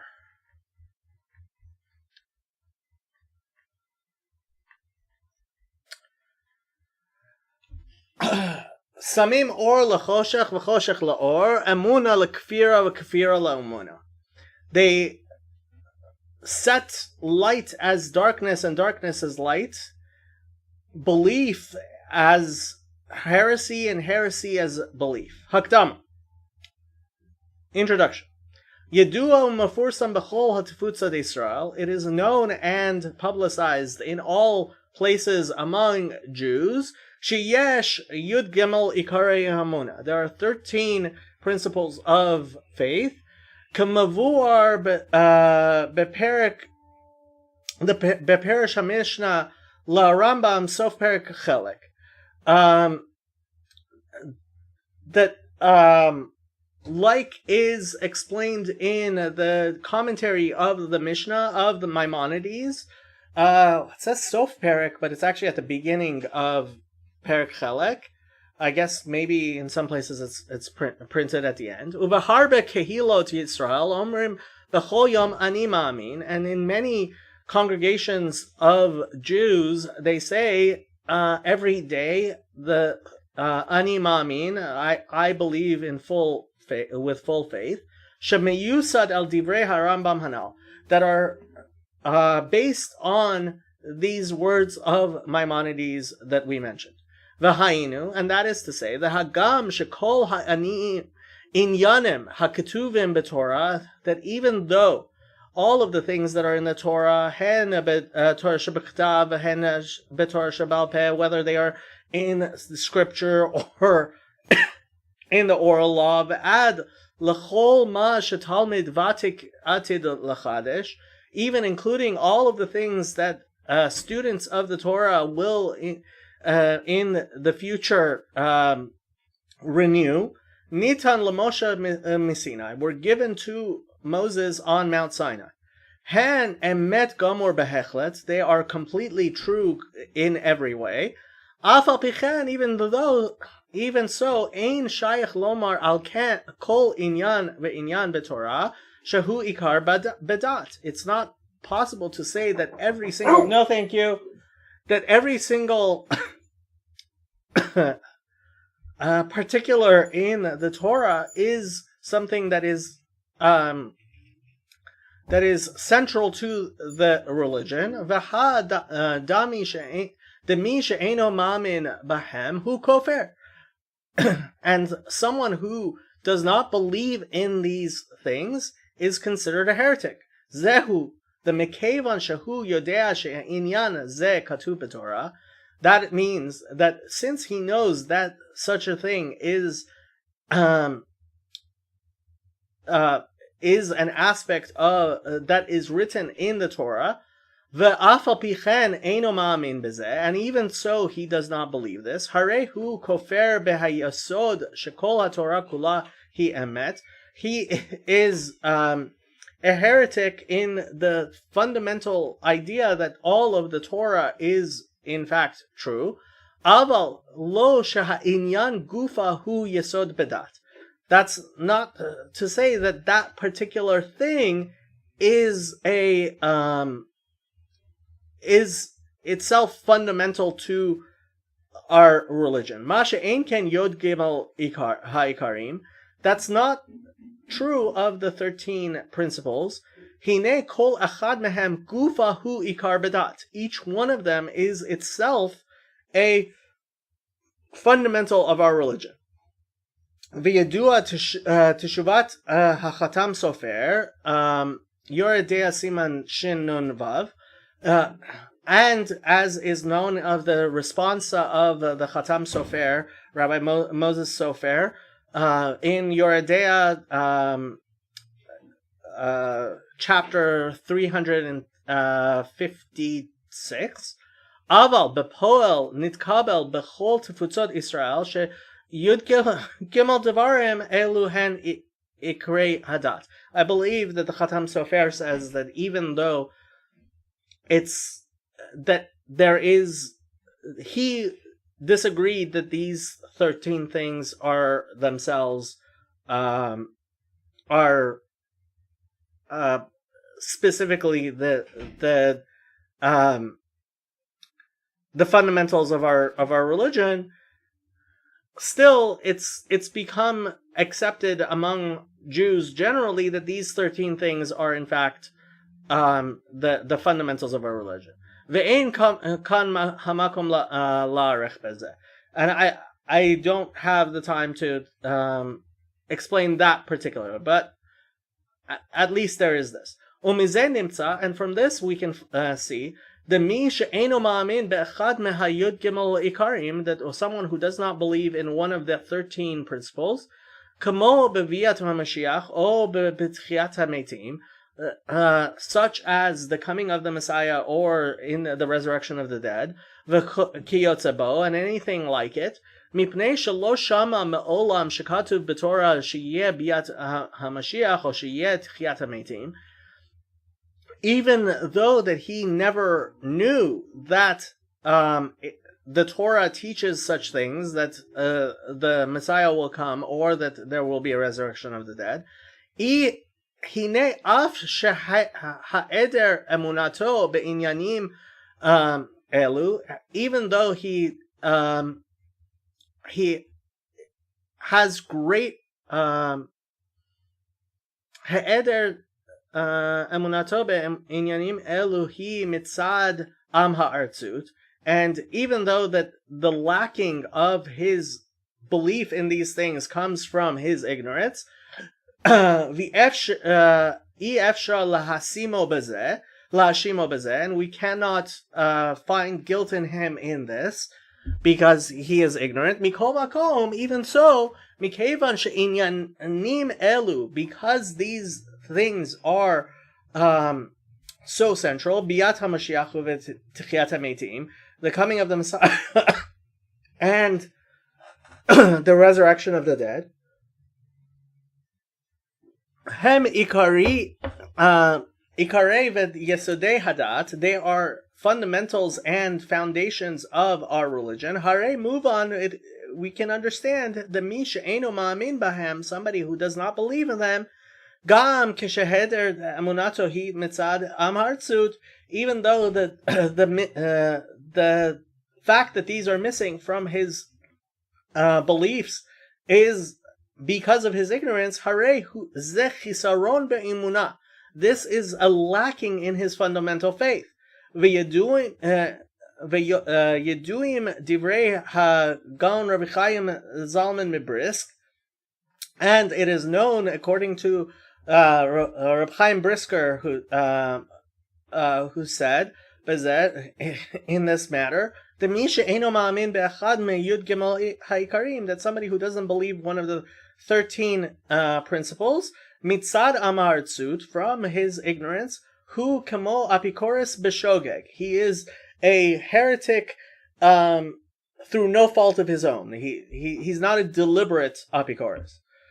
Masha ein ken sha'ar kol ha'inyanim shebetorah, that which is not true of the rest of the things in the Torah.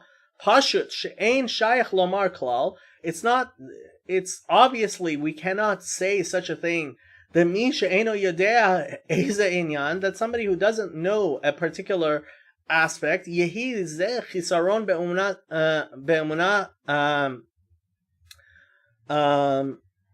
Hashem Yerachem, that this is some form of lacking in his faith. God have mercy. V'zeh pashut she'ein tzarich al zeh raya klal, and this is something that is known, and nobody should need any proof of this. The im lo ta'amin ken yihyeh nimtza de'i efshar lihyot Yehudi ma'amin kedaboy ad sheyeda kol haTorah kula. Because if we were to say such thing, then you would find out, you would see that then it's impossible to be a believing Jew until you are studied in the entirety of the Torah. Devarim elu hem pshutim betachlit umekubalim etzel kol Israel.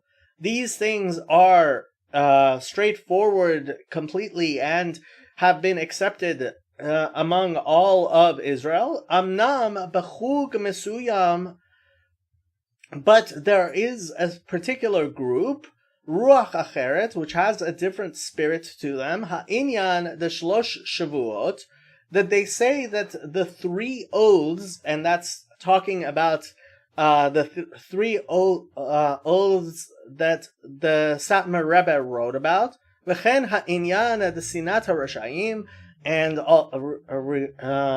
similarly this idea that one must hate evildoers, ha'inyan the shitat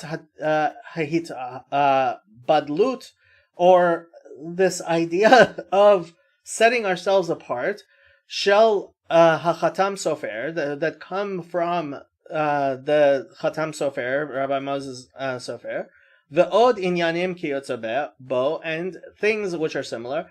Af shelo katuv b'shum sefer, even though not there are no holy books which write in any way shehem ikar bedat, that these are fundamentals of our religion. Nechshavim etzlam leikarei ha'amunah.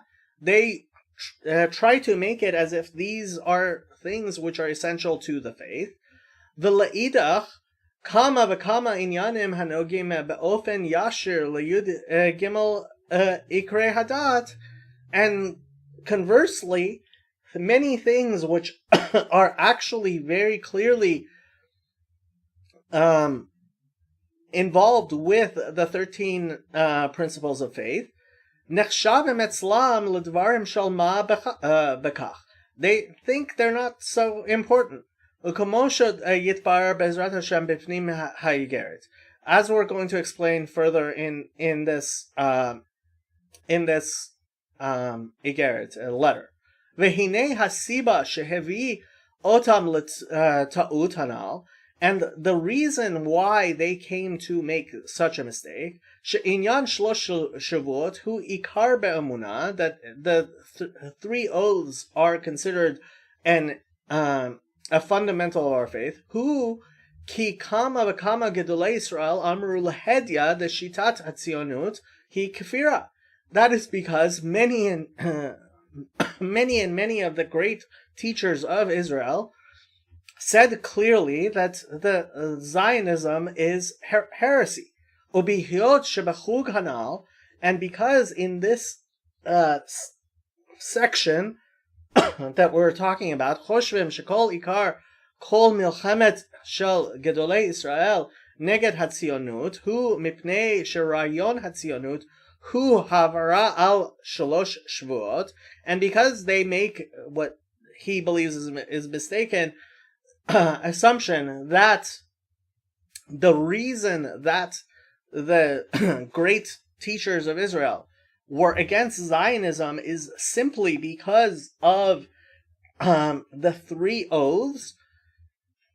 Lachen choshvim hen sheha'inyan the gimel shvuot hu yesod be'emunah, and therefore they're making a mistake thinking that the 3 oaths that the Satmar Rebbe spoke about, those are what are the fundamentals of our faith. Aval elu shechoshvin chen, but those who believe such thing, ein yodin klal v'klal hatam ma shalachmu neged hatzionut. They don't understand at all the real reason why the great teachers of Israel were against Zionism. Ma shegadolei Yisrael kavu the shitat hatzionut hi kfira. What was established by the great teachers of Israel, that Zionism is heresy, Gemara, completely. Hu lo mitzad ha'inyan de shlosh shvuot. It's not because of the 3 oaths themselves. Ki im mitzad ta'amim acherim, for other reasons. Echad mitzad rayon ha'leumiyut. One is because of nationalism.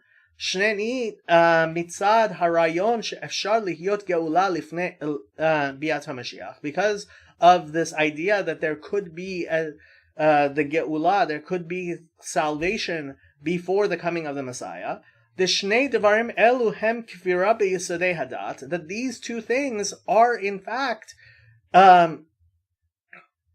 heresy against the fundamental teachings of the religion of Judaism, like we will explain within this letter. Aval ha'inyan the shlosh shvuot, but the particulars of the 3 oaths, lo katuv b'shum sefer shehu ikar bedat, that's not said anywhere, including not in the writings of the Satmar Rebbe, that it is a fundamental of the religion, shaharei eino mi hayod gimel ikarim, because it's not one of the 13 principles. Upashut, and it's clear, the mi shalo lamad misefer ketuvot, ad gemira, somebody who had mesachet ketuvot, somebody who has not learned the tractate of the Talmud, ketubot, until the end where it's the 3 oaths are explained, ve'eno yodea ha'inyan d'shlosh shavuot, that he doesn't understand the 3 oaths. Ein ze shum chisaron be'emunah. This is not a lacking in his faith. Vehu oto hadvar mamish, kamo mi shelo lamad ve'eno yodea eze halacha acheret. Just like any other law, any other halacha, part of Jewish law that somebody does not know and doesn't understand, it's a problem. It's not a fundamental of the faith. Uma shahanashim the chug hanal, that the people of this sect tolim atzmam behesefer ve'yol Moshe, that they claim that they are explaining from the book Yoel Moshe by the Satmar Rebbe, Ma'amar Shlosh Shavuot, which has a section on the 3 oaths. Hine b'mechilat kavodam einon yodem klal. They have to excuse their honor. They don't understand what they're talking about. Ma shekatuv b'sefer hanal, what actually is taught in that book. Like I'm going to explain in this letter. The whole Masha Hirish Besefer V'yol Moshe, that everything that's caused a great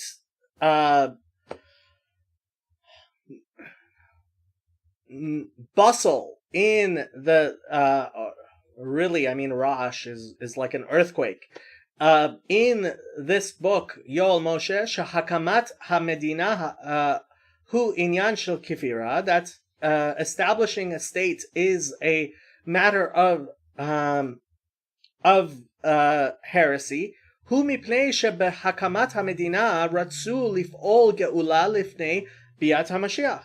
That the reason why establishing a state is heresy is because they wanted to bring the bring the geula, bring the salvation before the Messiah comes.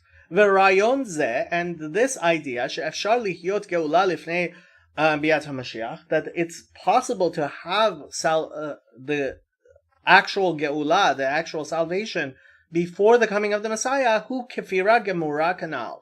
That is complete heresy, as we said. Aval lama shehakamat hamedina hi havara al hashvuot.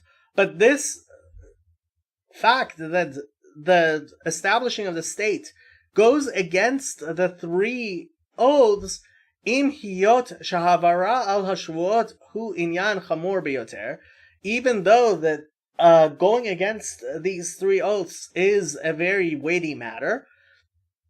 Ein zeh shayach klal le'inyan shel kefira. That's not heresy itself. Ki inyan shvuot einom mehayud gimel ikarim. Because the oaths themselves are not one of the 13 principles.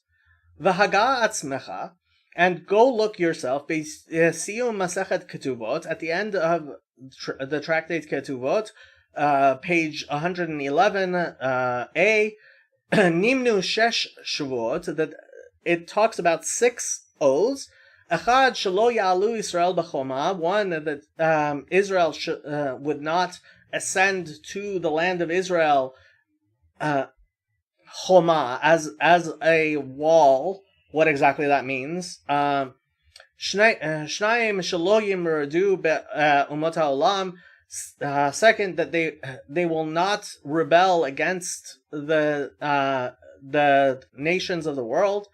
Shalosh she'umot ha'olam lo yishtabdu be'Yisrael yoter midai. That the Gentile nations will not subjugate Israel more than what is necessary. Arba shelo yigalu et haketz, that for that they shall not reveal the coming of the end. Chamisha shelo yirchaku v'lefi girsa acheret shelo yidchaku, that they shall either not cause the bedalet et haketz, that they shall not cause either, depending on the girsa, either to cause it to be further away or to push off the final time, the ketz. Shalo shisha shalo yigalu hasod la'akum, that the secrets will not be revealed to idolaters. Pirush Rashi Sham Shnei Pirushim, and Rashi explains there two ways. Amri le sod ha'ibur, v'amri le sod ta'amei haTorah. There are some who say that the secret is the secret of how the months are intercalated.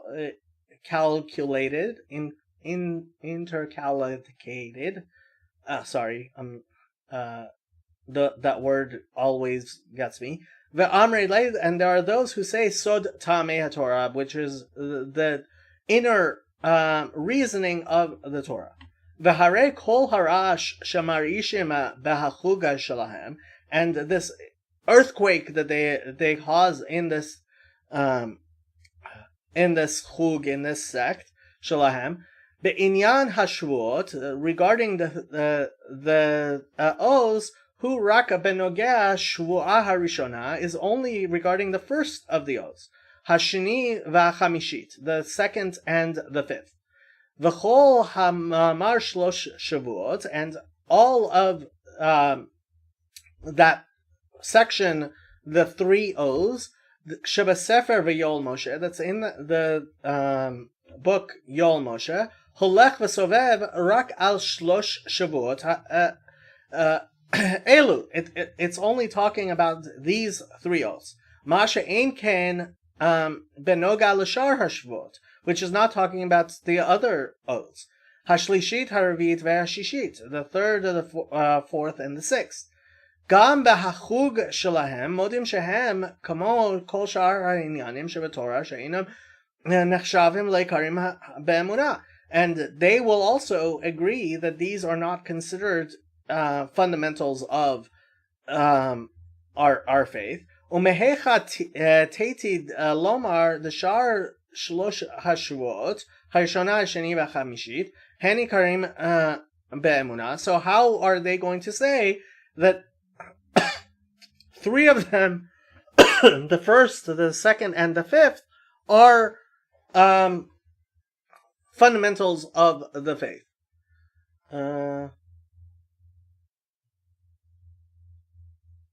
Yes, the late night janitor.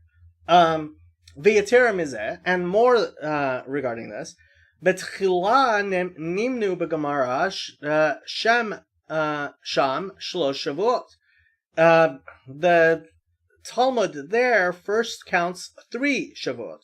V'achar kach the reish bekefal lashon hakatuv im ta'iru ve'im titoru.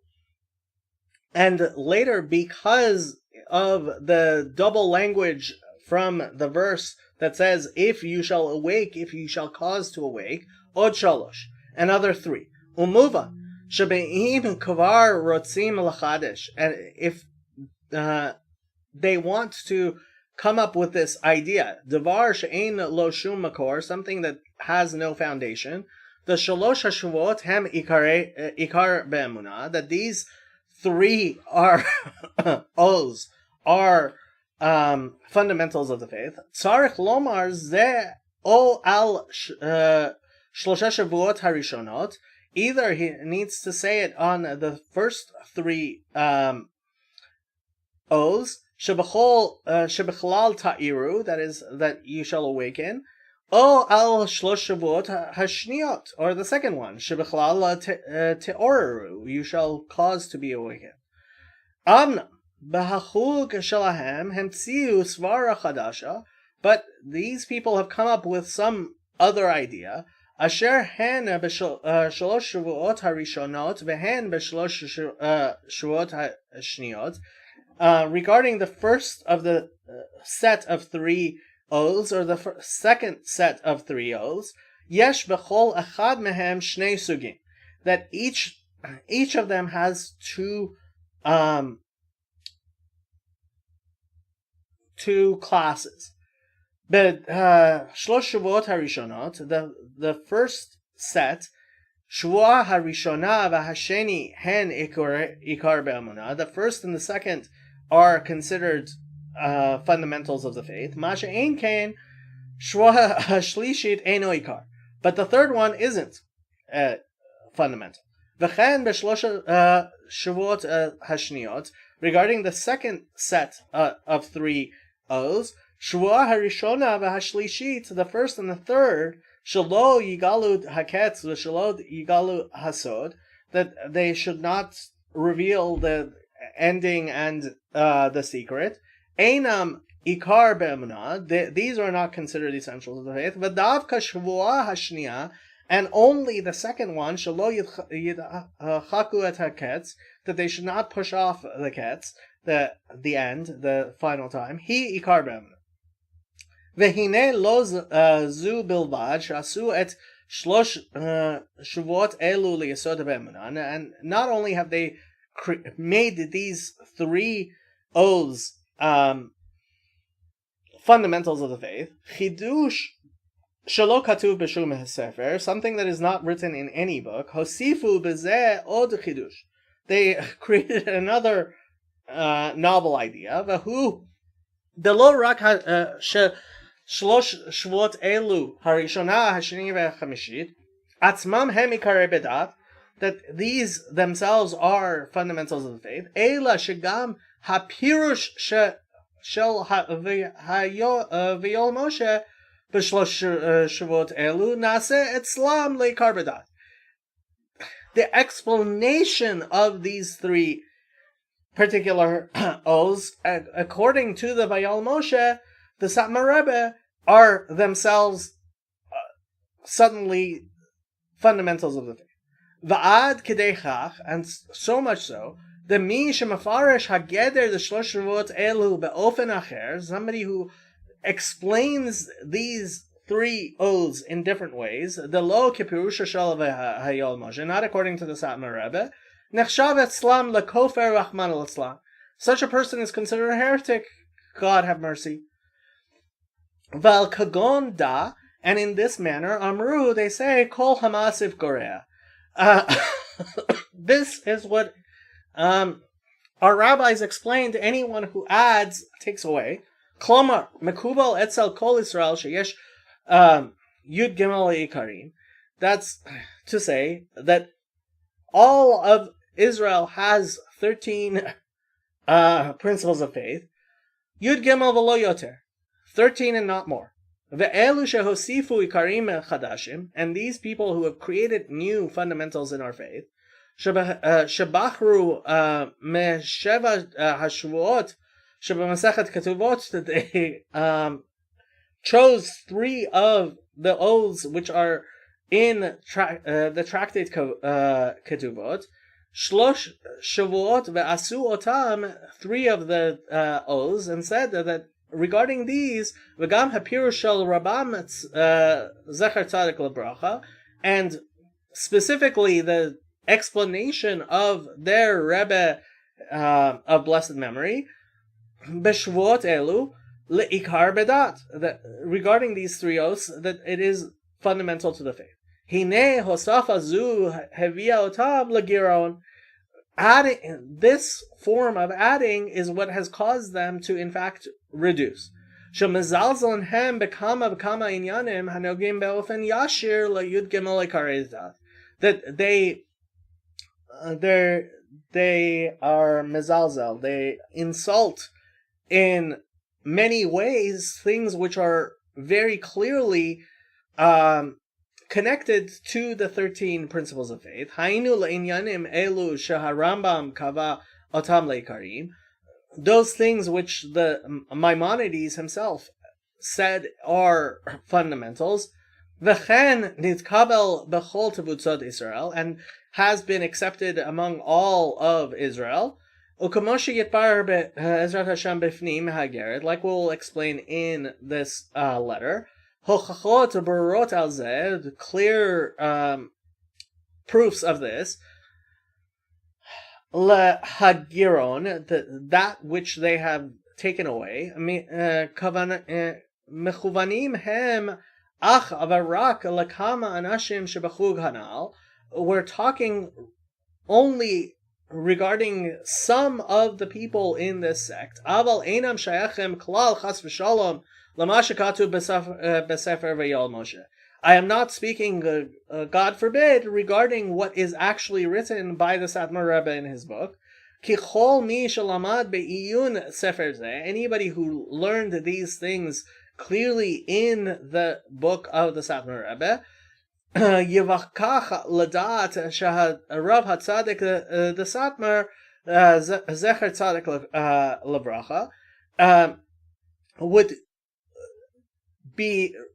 would understand clearly that the Satmar Rebbe of blessed memory, lo hosif chas v'shalom ikarim chadashim, that he did not add any sort of additional principles of faith. Ki b'chol sifro lo nimtza davar muzar kezeh, that in the entirety of that book such a thing cannot be found. Shaha'inyan l'shlosh shavot hu ikar be'emunah, that the 3 oaths are somehow fundamentals of the faith. Umikol shekain shelo gar'a chas v'shalom miyad gimel ha'ikarim, and how much more so would he did not, God forbid, take away anything from the 13 principles shenitkablu bechol tefutzot Israel, that are explained, that are have been accepted among all of Israel. Amnam, however, Mikevan sheyesh anashim b'achug shelahem shemas'alfin bezadon o b'shkaga, that there are people who in this sect who either through their own mistakes or deliberately are butchering the words of the Satmar Rebbe of blessed memory. Lazot nit or arti la'anot v'lichtov et ha'igeret halazu b'chtei lahochiach et ta'utam lahamidam et ha'emet al mechono.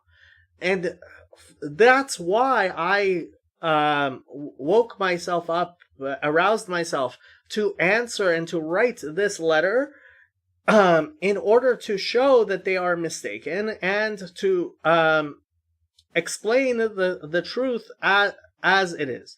Ubichdei lahakel likrota chalakti et ha'igeret l'se'afim v'zeh hechli be'ezrat Hashem Yitbarach. And in order to make it easier to understand, I divided it up into sections, and with this I am going to start with the help of God Yitbarach. Saifach Echad. First section. Rashit davar atik bekitzara tamtzit hashita shel harav hatzadik desatmar zecher tzadik lebracha. To start, I am going to explain in a short manner the essence of the beliefs of the Rebbe, the Satmar Rebbe of blessed memory. Masha katav lehedya besifro v'yol Moshe, what he wrote clearly in his book Yol Moshe, Ma'amar Shlosh Shavuot, in the section of 3 oaths, V'zohi Tamtzit Shitato. And this is the basics of his belief. Besiman Chaf, in chapter 20, Mochiach Midivrei Maharal B'Sefer Netzach Yisrael, he proves from the words of the Maharal of Prague in his book Sefer Netzach Yisrael, Perek Chaf Daled, in chapter 24, Shaha Isur the Shalosh Shavuot Hu Beyahareg Val Yavor, that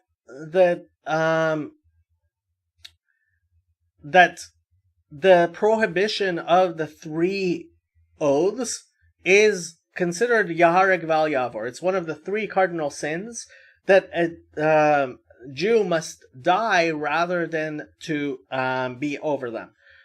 Omakshe Alze, and he asks regarding this, Besiman Lamed Gimel, in section 33, Shezer Lechora Neged Ha'alacha Rebachat Beshas Uposkin Shebachol Ha'averot Chutz Met Avdazara Gilu Arat Shvichot Damim, that it is a very clear Jewish law in the Talmud and the rabbis, the decisors, that all sins other than the 3 cardinal sins of idolatry, sexual immorality, and murder, Yavor Val Yahareg, that a person should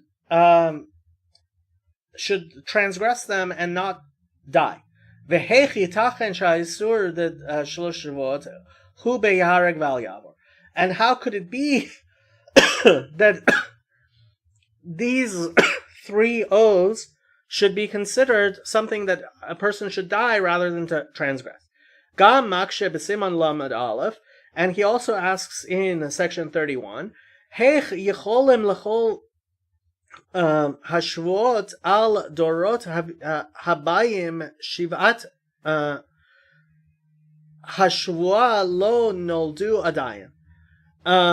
Shebe'et hashvua lo noldu adayin. How could it be that these oaths should be incumbent upon those generations who had not yet been born at the time of the oaths?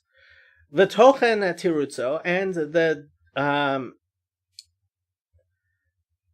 essence of his answer, Al Kol Kushiot Eluhu, on regarding these questions is, the ma she'ein anu rishayim achshav lahavor al hashvuot ein ze mitzad isur shvua al pi halacha, that the fact that we do not have we are not allowed to transgress against these oaths is not because it is a prohibition of an oath, as a halacha, as Jewish law, ki me'ikar halacha ein hashvua chala al dorot ha'atidot, because speaking about Jewish law, an oath cannot be passed down from generation to generation. Ched katuv lehedya besof siman ayin tet, and he writes this clearly at the end of chapter 79. V'chen have gam sham resh siman pei ubekama makomot, and similarly it's at the beginning of chapter 80 and in many other places. Uma isur lanu lavor al hashvua hu, and the fact that this is prohibited to us to go against the oaths, lo mitzad isur shvua, it is not because it is an oath, ki im mipnei shepo'ulot elu, but rather because these things, aliyah b'choma, going up as a wall, whatever that means, merida be'umot v'dechikat haketz, to rebel against the nations and to push off the end of times. Hen ma'aseh shel kefira, because they are themselves evidence of heresy. Ki beharbe ma'amarim b'divrei chachmeinu zal, because in many places, and he's quoting in the teachings of our sages, ein mispar mevuar b'divreihem shelo tihyeh geula v'cherut meshibud malchiyut ad biat hamashiach.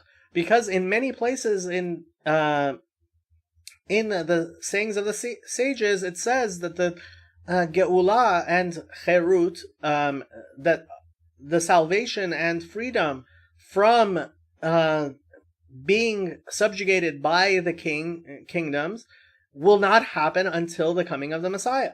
V'gam achar biat hamashiach, and even after the coming of the Messiah, lo yihyeh shum geula bli teshuva, that it is impossible that there should be any sort of salvation that does not come from repentance. L'shono besof siman membet, and that's he's quoting from the end of chapter 42. Umikevan shetochnam shel shlosh peulot hanal, and because doing these three particular things, hu lekichat cherut v'geula lifnei biat hamashiach, it is a matter of trying to take freedom and salvation before the coming of the Messiah. Ayin Sham Siman Yudbet, see there in chapter 12, the Chol Hashvuot hen mitam echad shelo litchok et haketz, that all three of these things are things which would in fact cause the hindrance of the end times. Hainu lekichat hageula lefi biat hamashiach, that is trying to make the salvation happen before the Messiah comes. We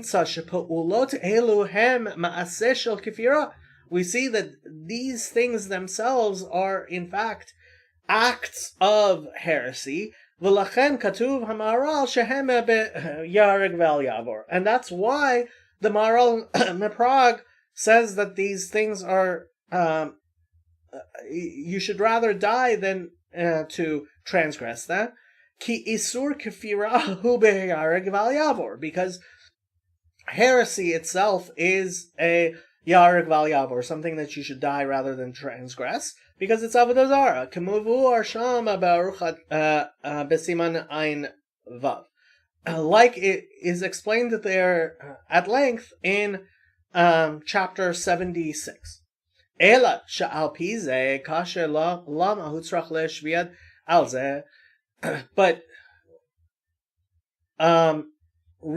in this manner, it becomes a question: why did there need to be any sort of oath making at all? V'harei gam lule hashvua lo hu isur me'atorah. Even without swearing any sort of oath, it's something that is forbidden by the Torah. Isur de'ayarek v'al yavor, that something that one should die rather than transgress. Umavar zeh b'siman ayin chet, and he explains this in chapter 78. The ma shehutzrach lehashbia hu b'kidei lahagdil et ha'onesh, and the reason why there was this oath is in order to aggrandize the penalty of it, to create in this idea that this is something very important. Klomar le'inyan ha'isur, that is to say, regarding the prohibition, lo nitasef shum divrei davar al yedei ha'ashva, that it doesn't add any sort of prohibition through being an oath. Ki achad gam lulei ha'ashva'a hu isur, the maseh kefira, that even without the oath, it is something that is forbidden, because it is an action of heresy, shehu isur chamor yoter meisur shvua, which is something that is even more important than the prohibition of going against the oath.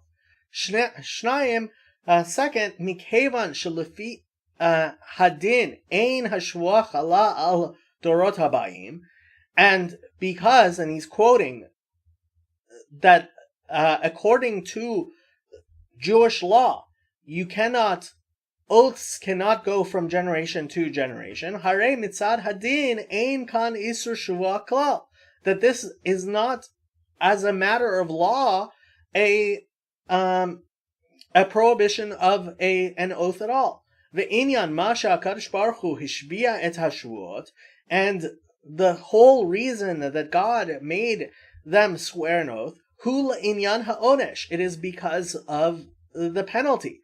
Delihyot she'onesh shvua chamur yoter me'ha'onesh al isur kavira, because the punishment of going against one of your oaths is worse than even that of heresy. Da'af shebenoga leha isur kavira chamur yoter mikol makom, that even though heresy it is a very stringent and important prohibition, in benoga laha onesh shvua hu chamor yoter, that going against an oath is something that is even more stringent. Kamo shemavar sham ba'orucha, like he explains there at length. Lachen hishbia HaKadosh Baruch Hu hashlosh shvuot, therefore God made them swear the 3 oaths, b'kidei lahagdil et ha'onesh, in order to accentuate the penalty. Sheyihyeh al zeh lo rak onesh al isur kafira ela gam onesh shvua, that it shouldn't just be the penalty of heresy, but also the penalty of an oath.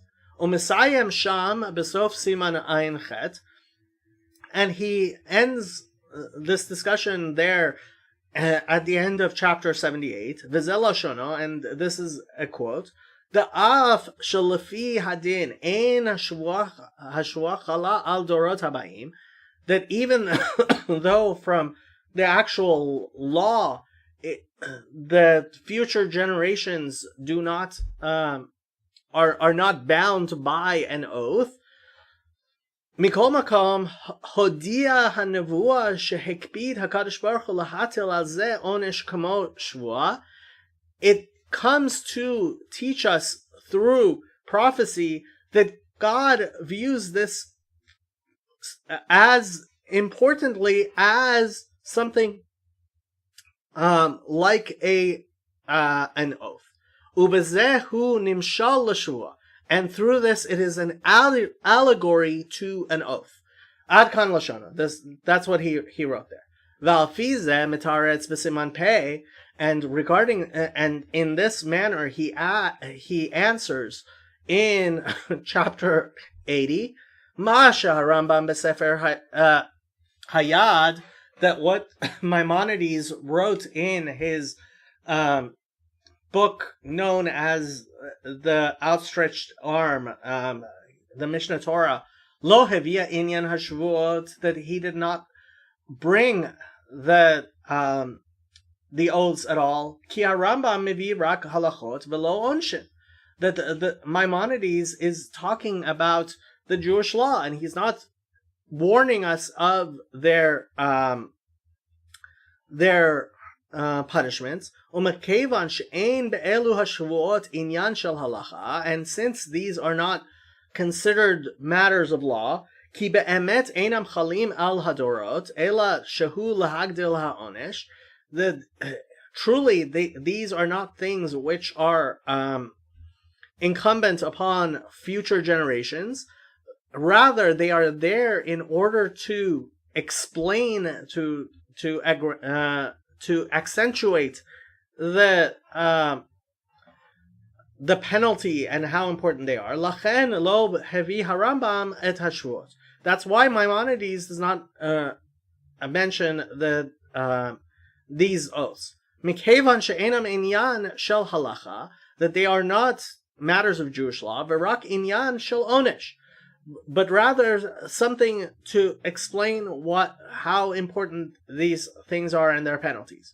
Oma shelo hevi et halacha hainu ha'isur lasot peulot elu, and that he doesn't mention in the Jewish law, it's because of the prohibition, because doing these things, the aliyah b'choma, marida b'omot, v'dchiat haketz, that is going up as a wall and rebelling against the nations and pushing off the end times. Hu mipnei shesomech al ma shekatu b'chot tshuva u'b'chot melachim. It's because he explains in the laws of repentance and in the laws of kings that it is impossible that there would be a salvation without repentance. We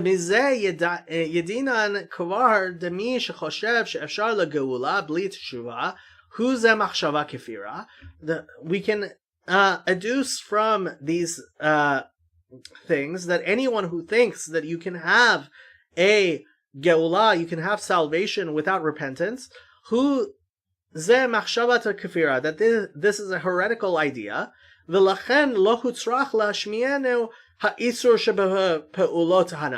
Therefore, he didn't need to mention that these things are considered prohibited things. To try to effect the salvation without repentance.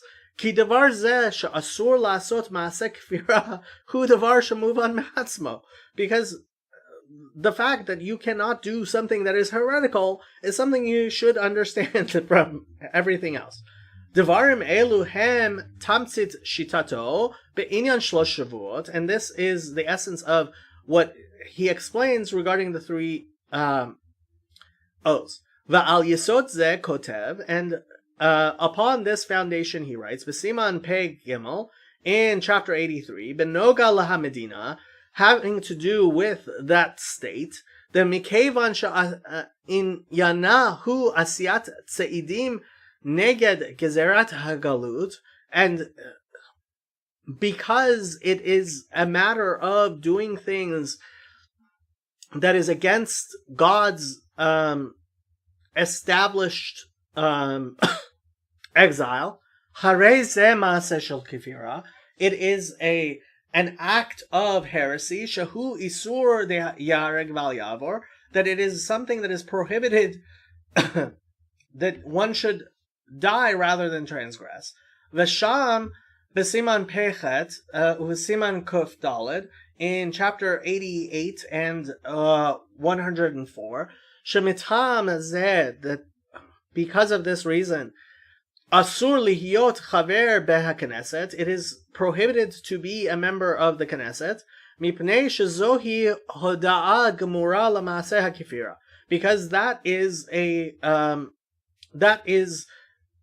admitting to something which is itself an action of heresy. Upa'ulaz shel hoda'a ba'avodah zara, and it is agreeing to idolatry, o hoda'a b'kifira, or agreeing to heresy, he isur de'areg val yavor, and these things are prohibited, and one should die rather than transgress them. V'sham b'siman kuf mem aleph, and there in chapter 141, chomer be'isur lelech al habechirot, where he explains the prohibition of going to the elections. Ki nosaf al ma shehal al yedeh zeh machshil et chavrei haknesset, that not only is he causing anyone who is elected to become a member of the Knesset, ve'over al ve'lefi lifnei aver lo titen michshol, that he is placing a stumbling block before the blind. Hine gam bezeh atzmo sheholech al habechirot chulu, just the fact that he is going to vote, בזה עצמו הוא מודה בעבודה זרה הטמאה. He is in fact agreeing to idolatry. Ad kan lashona. That's what he says there. Ubepashtu tzarich lomar lefi shitato, and therefore we have to say that according to his explanation, af shelo katav ze beferish, even though he did not write this clearly, shagam chomer ha'isur leilach al habechirot hu beyaharek val yavor. Therefore, the prohibition of going to the elections is also considered a matter that one should die rather than transgress. The mikhevan sheha'alicha lebechirot hi hoda'a b'maaseh ha'kefira, that since going to the elections is an action of heresy, the lekichat geula lifnei biat HaMashiach, that trying to make the salvation come before the coming of the Messiah, Hare Kvar Katav Lahedya, that he already explained clearly, Besiman Ein Vav in chapter 66,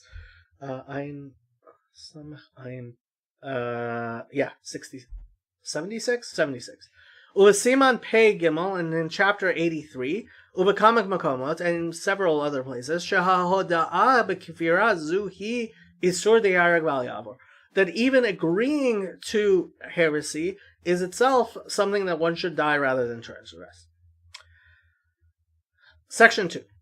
V'ha'olam mizeh, and what can be understood from this is the whole harash ma shehir ish rav ha'tzadik the Satmar zacher tzadik lebracha, and all of this earthquake which the Satmar Rebbe of blessed memory caused, neged hakamat hamedina, against the establishment of the state, v'gam neged hahoda'a b'medina, and also accepting this state, al yedei halicha lebechirot v'keyotze b'seh, by going to an election or anything like it, hu mitzad ha'isur d'maseh ha'kefira, that is from the prohibition of doing an act of heresy, ava lo mitzad ha'isur d'shlosh shavuot, it's not because of a prohibition of the 3 oaths. Kafi shechoshvim ba'achug the Satmar, that these members of Satmar think, Shahare katav lahedja, that he wrote clearly kama pami, many times, shemitzad ha'alacha ein hashvuah chala al dorot ha'letidot, that regarding Jewish law, you cannot have an oath which falls upon future generations. Ubemela ein bezeh isur shavua klal, and therefore it's clear that this does not have the prohibition of a oath at all. Umah shekara et chelek harishon shebasifro v'yol Moshe b'shem ma'amar shlosh shavuot, and what he called the first section of his book V'yol Moshe, the section of the 3 oaths, even though regarding the actual Jewish law, this is not actually a halacha, who ki mechevan shaha'onesh the shvuah chomer yoter me'onesh al isur kavira, since a going against a oath is more, has a stringent penalty, even greater, of doing something which is heresy, V'frat benoga l'shvuot elu, and especially regarding these oaths, shene'amar alehem, that it says regarding them in Masechet Ketuvot Sham, that it says in Tractate Ketuvot, Ve'im alav ani matir et basarchem chulu, that and if not, I will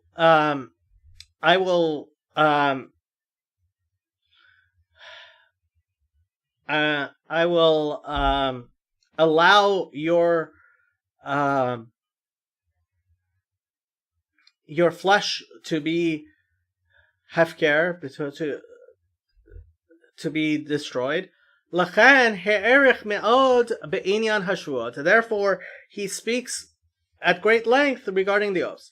V'gam kara et ma'amaro b'shem zeh, and that's why he called this section in this regard. B'kedei lahaliv et haluvavot, in order to awaken the hearts of people, lehitrachek yoter mehamedina, to distance themselves from this state, mipnei pachad ha'onesh, for the fear of punishment, ha'amor gabei hashvuot, that is said regarding these oaths. Va'al titma'al, and you should not find this strange. Shaharei lefi shitato, regarding his, because according to his opinion, gam hakadosh baruch hu asachen, that God in fact did a similar thing. That even though these oaths do not actually affect future generations, God is in fact telling us that this is something that is very important and warning us against it. The whole ha'inyan masha kadosh baruch hu hishpia et hashvuot, that the reason why God made these oaths be sworn, ein ze mosiv shum isur, that it's not in fact causing any sort of additional prohibition. Mikevan shehashvuot einan chalot klal al hadorot habayim, since oaths are not incumbent upon future generations. Vahu rak b'ktei lahagdil ha'onesh, but in order to accentuate the punishment, kamosh mavar barucha b'siman ayin chet, like he explains at length in chapter 78. V'alpi zed nimtza, and according to this, we see the otam hashvuot she'enam shaykhem l'kichat cherut v'geula lifnei biat HaMashiach, and therefore we see that only those oaths that have to do with trying to affect the liberation and the salvation before the coming of the Messiah, v'hem hashvuot shelo yigalu et haketz, and those are those particular oaths of not revealing the end times, hashvuah shelo yigalu hasod ovdei kochavim, not to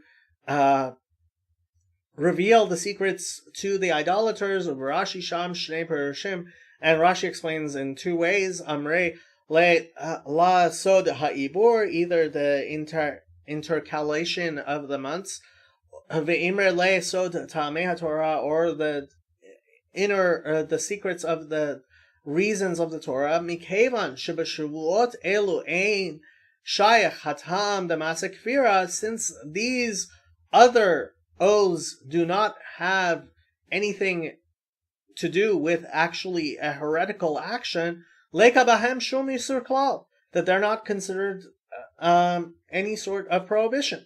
Mikevan shashvuot einam chalim al dorot habayim, because oaths are not incumbent upon further generations.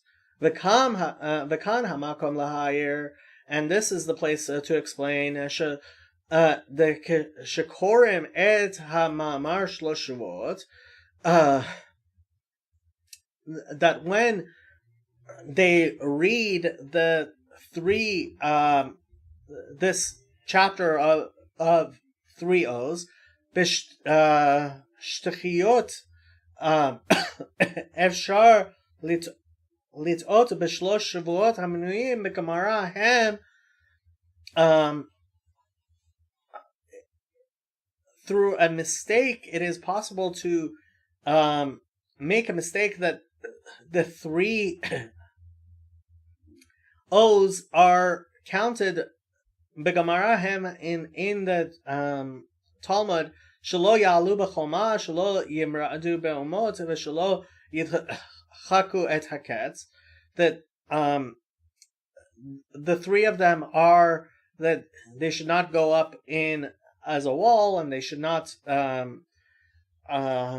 rebel against the nations, and that they should not push off the end times. Kedemashma miloshono beresh siman chaf daled, like he indicates in chapter 24, the lacharei shemavaer besiman chaf gimel, that after he explained in chapter 23 hashvua shelo yalu chulu, that the oath not to go up, v'shelo yimradu, and that they should not rebel, kotev beresh siman chaf daled bezel lashon, and that he writes at the beginning of chapter 24 this language, uma'ata avo leva'er hashvua hashlishit shelo yidchaku et haketz, that, and now I will explain the third oath, that they should not push off the end times. Va'kore b'shchiyut alul lit'ot shehem hashlosh shavuot hamenuim beGemara. And that's why somebody who's reading not well would be caused to make a mistake in thinking that these are the 3 oaths that are in the Gemara, but rather the Gemara has 2 sets of 3. And in order to not make this mistake, na'atik divrei haGemara b'Masechet Ketuvot daf Kaf Yad Aleph, we're going to include the words of the Talmud in Tractate Ketuvot, page 111a.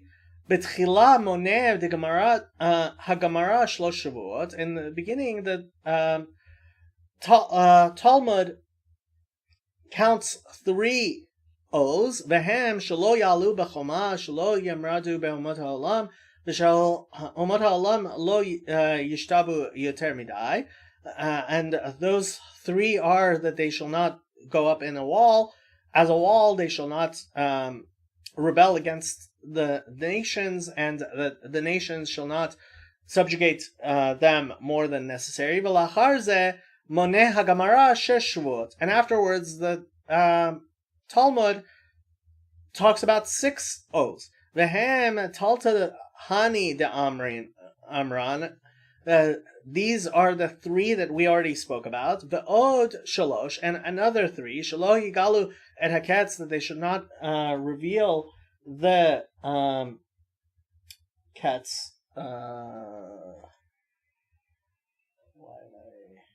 The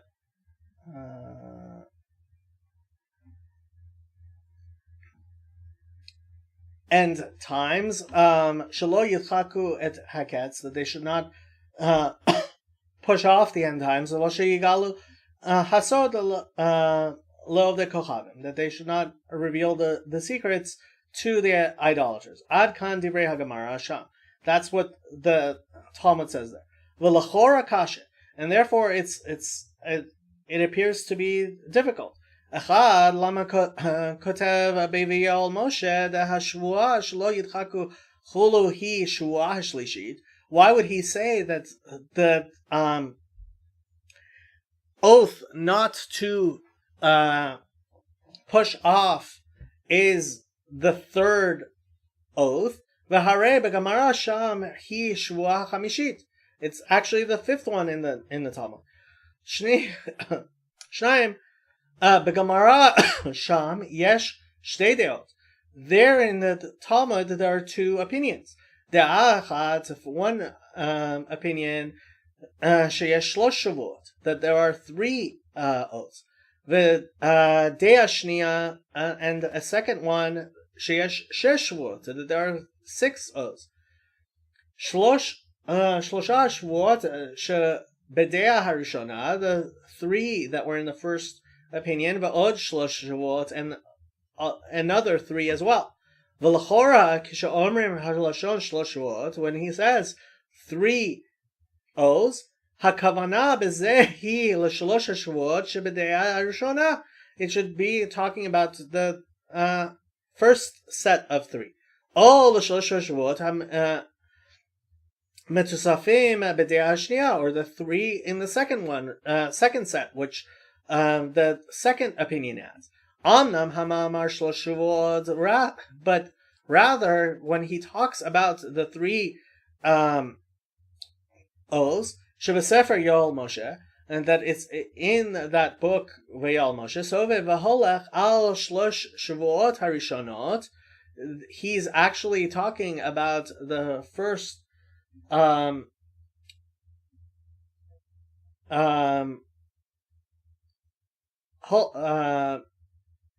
first two of the oaths of the first set, shebedea harishona uveshua hashniya hachamishit tosefet bedea shniya, and the second of the second set, which is the fifth, of what is added by the second opinion. Ushuot elu koreh b'shem shlosh shuvuot stam.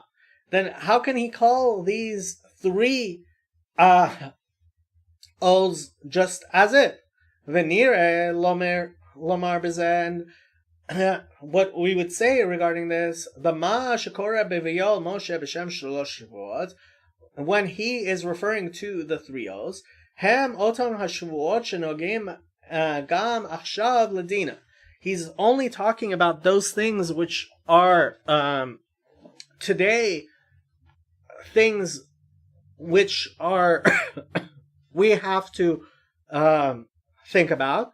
Umekevan shashvua shlo yishtabu b'Yisrael yoter midai he shvua lo umot haolam, and this thing that the nations will not subjugate Israel too much. That is regarding the nations of the world, v'lo Yisrael, and not regarding Jews. V'gam hashvuot shelo yigalu haketz, and similarly the oath not to reveal the end times, v'shelo yigalu hasod, and also that they should not reveal the secrets. Eina negem ledina l'shirato. He does not believe that these are things that are practical. Mekevan she'ein bahem ma'aseh kfira, because they are not things which are actions of heresy. Nimtza dehashvuot shenogem achshav leIsrael hem shelo yalu v'shelo yimradu v'shelo yidchaku. We see that the three oaths which are now pertinent to Israel are they shall not ascend, and they shall not revolt, and they shall not push off. Ushvuot elu mechane b'shem shlosh shavuot, and he calls these three oaths. V'zehu gam kavanato b'ma shekatuv al hashvua shelo yitchaku shehi shvua shlishit, and that's what he means when he says regarding the oath not to push off, that it is the third oath. Shekavanato b'zehi shehi shvua hashlishit me'otam hashlosh shvuot shenogim le'edina, that these are the it is the third of the three oaths which are pertinent today. Lo bati ela lahayer. I'm just explaining. Mikadei shelo yit'u the shlosh shvuot elu hen hashlosh shvuot shenimnu begamara. And I'm just explaining that these are not the three oaths that are explained in the Talmud.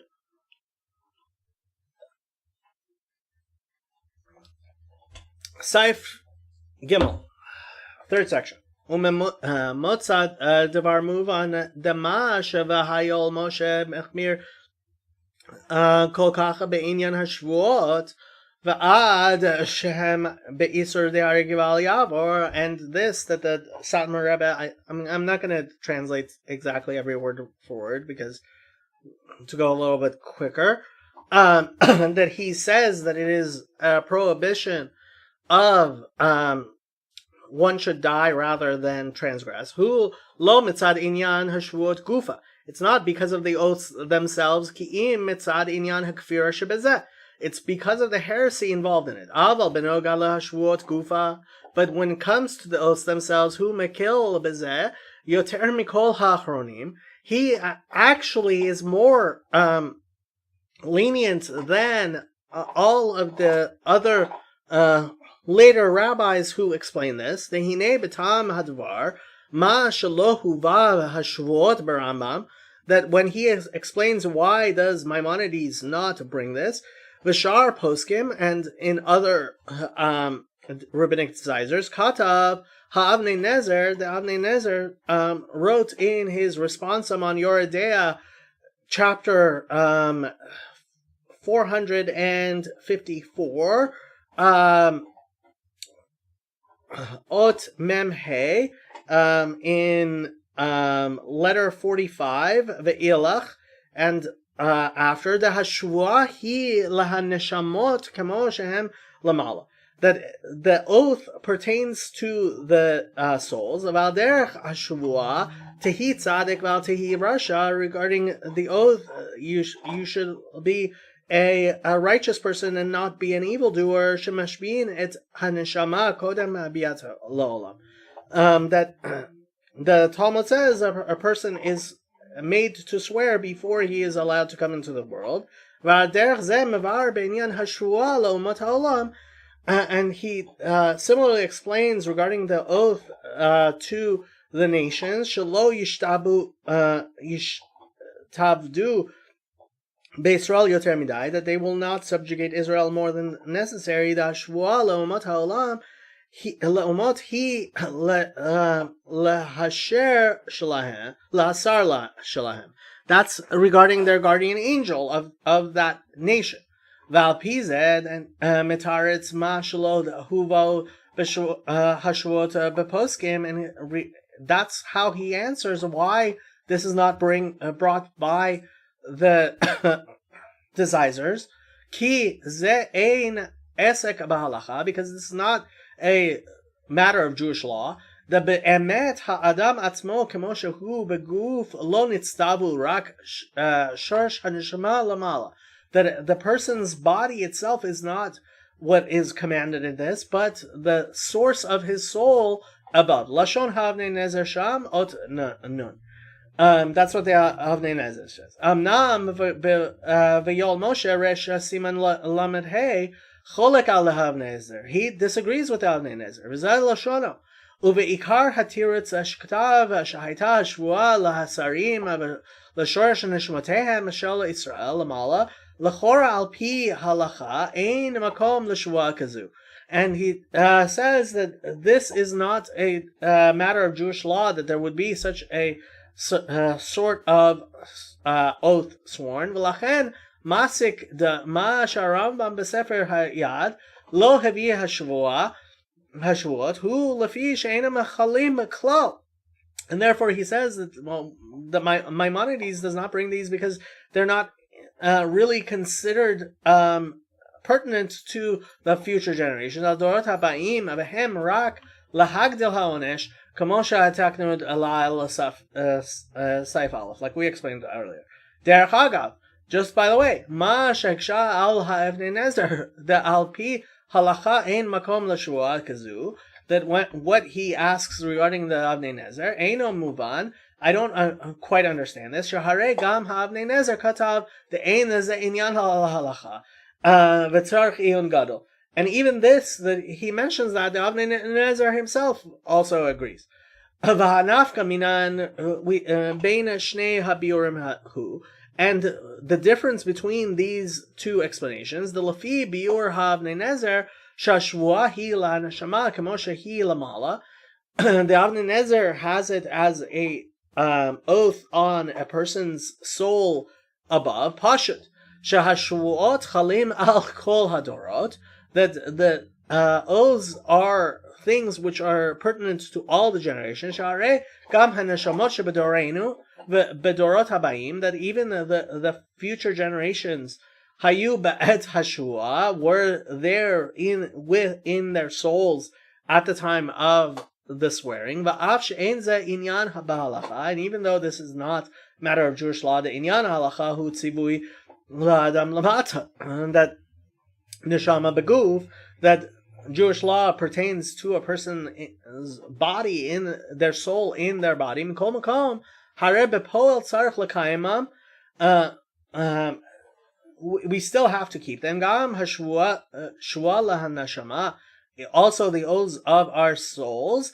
Bedugmat hashvua tihi tzadik val tihi rasha, like the oath to be a righteous person and not to be an evildoer. That even though it is something that the soul swears, that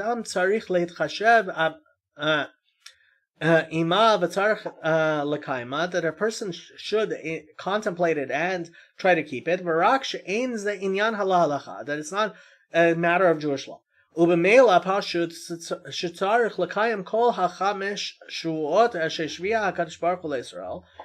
therefore, a person should in fact keep all the 5 oaths that Jews were made to swear. Gam hashvua shelo yigalu et haketz v'shelo yigalu hasod, and including the 2 of not revealing the end times and not revealing the secrets. Masha ein ken lefi v'hayol Moshe. What is not true of what the Satmar Rebbe said, Shashvuot einam chalim klal al hadorot habayim. He says it doesn't actually pertain to future generations at all. V'chol inyanam hu rak lagdel ha'onesh al ha'isur d'masa kfira. They exist simply to accentuate the punishment of doing an action of heresy. Harei benoga lahashvua shelo yigalu haketz. That is pertaining to the oath that they should not reveal the end times. V'shelo yigalu hasod, and that they shall not reveal the secrets. Mikevan sheb'shuot elu ein bahem ma'aseh kfira.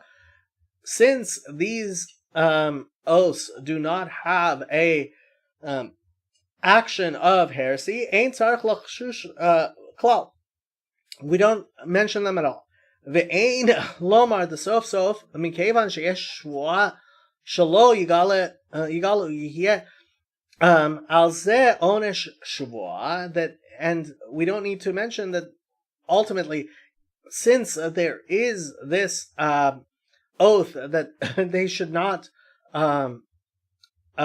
reveal, this has an punishment of a oath. The Devarim elu hem divrei hevel, that these are things which are not important.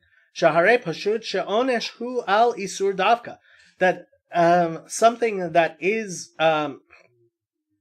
that there's a punishment for, it's something that is prohibited. Ushaleka isur klal, and when there isn't an actual prohibition, isur shvua ein kan shaharei hashvuot einam chalim al hadorot habayim. This isn't it's not a oath because it doesn't pertain to future generations. Ve'isur kfira ein kan mikevan shepolot elu ein shaychim klal le'inyan shel lekichat cheruta ve'geula lifnei biat hamashiach, and it doesn't have the prohibition of heresy because it doesn't have to do with trying to take liberties and salvation before the coming of the Messiah. Ein shaykh sheyihet al zeh onesh. This can't be something that would be punished. Ve'ein zeh shum tam l'chshosh lezeh. Okay, not gonna read the note there. You can read it yourself. Section 4. Vehine ma shekatavnu la'ayel, and what we wrote earlier, shashvua shelo yigalu haketz v'shelo yigalu hasod lekashum isur klal, that we said these 2 don't actually have a prohibition. L'shitat harav hatzadik the Satmar zachet tzadik l'bracha, the Satmar Rav of blessed memory, Navi לזה הוכחה נוספת, we'll explain this again and prove it, שהרי כל תירוצו של ויעל משה בסימן פ', that what he says in chapter 80, נעתק לעיל, that we explained in first section of this letter, על מה שהרמב"ם בהלכותיו אינו מביא איסור השבועות, that Maimonides does not bring these prohibitions, שאסור לעלות בחומה חולו, הוא מפני שסמך עצמו על מה שכבר בהלכות תשובה ובהלכות מלכים, ואי אפשר לגאולה בלי תשובה. That it is impossible, so it's because he already explains that it is impossible to have the salvation without repentance. שמזה אנו יודעים כבר שהאיסור בעשיית צעידים לפעול את הגאולה, that we can understand it is prohibited to do such things, כי עשיית צעידים לפעול הגאולה היא כפירה ביסוד, דאי אפשר לגאולה בלי תשובה, that it goes against that fundamental teaching, which it is impossible to have a salvation without repentance. ולכאורה תירוץ זה הוא רק על מה שהרמב"ם אינו מביא האיסור לעיל, לעלייה בחומה ובמרידה באומות ודחיקת הקץ. This only applies to why Maimonides doesn't bring these prohibitions. כי ג' פעולות אלו שייכים על לקיחת הגאולה, that these three things have to do with trying to take the salvation for yourself. אבל בנוגע לגילוי הקץ וגילוי הסוד, מכיוון שפעולות אלו אינם שייכים ללקיחת הגאולה, since these things are not part of that, ובמילא אינם כפירה בהיסוד, אי אפשר לגאולה בלי תשובה, that it is impossible to have a salvation without repentance. הרי הוצרך הרמב"ם להביא זה. Therefore, it would be necessary for Maimonides to bring this. ועל פי הנ"ל, מתורץ בפשטות, and based on this, you can understand clearly, כי בדברים אלו, מכיוון שאינם עניין של מעשה כפירה, because these things do not have a heretical action to them, לקה באמת שום איסור כלל, that they do not have any sort of prohibition at all. מכיוון שאין השבועות חלים על דורות הבאים, ואין לעיל safe bet, and you can see earlier in section 2, the במאמר של השבועות שבספר ויעל משה מדבר רק באותם השבועות שנוגעים לדינה, that he's only talking about those things which are practical. והם שלא יעלו בחומה, שלא ימרדו באומות, ושלא ידחקו את הקץ. These three that we said. Okay. Section 5. Happy wants to go home. And I think, is anybody still watching? There are people who are still watching.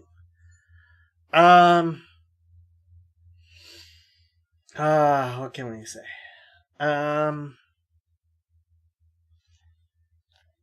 Do we absolutely have to go home?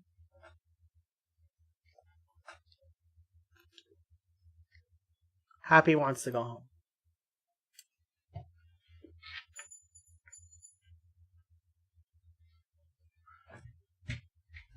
Did you finish all the water I gave you? No, you did not. Okay, Happy wants to go home. I'm sorry. This will have to be continued later.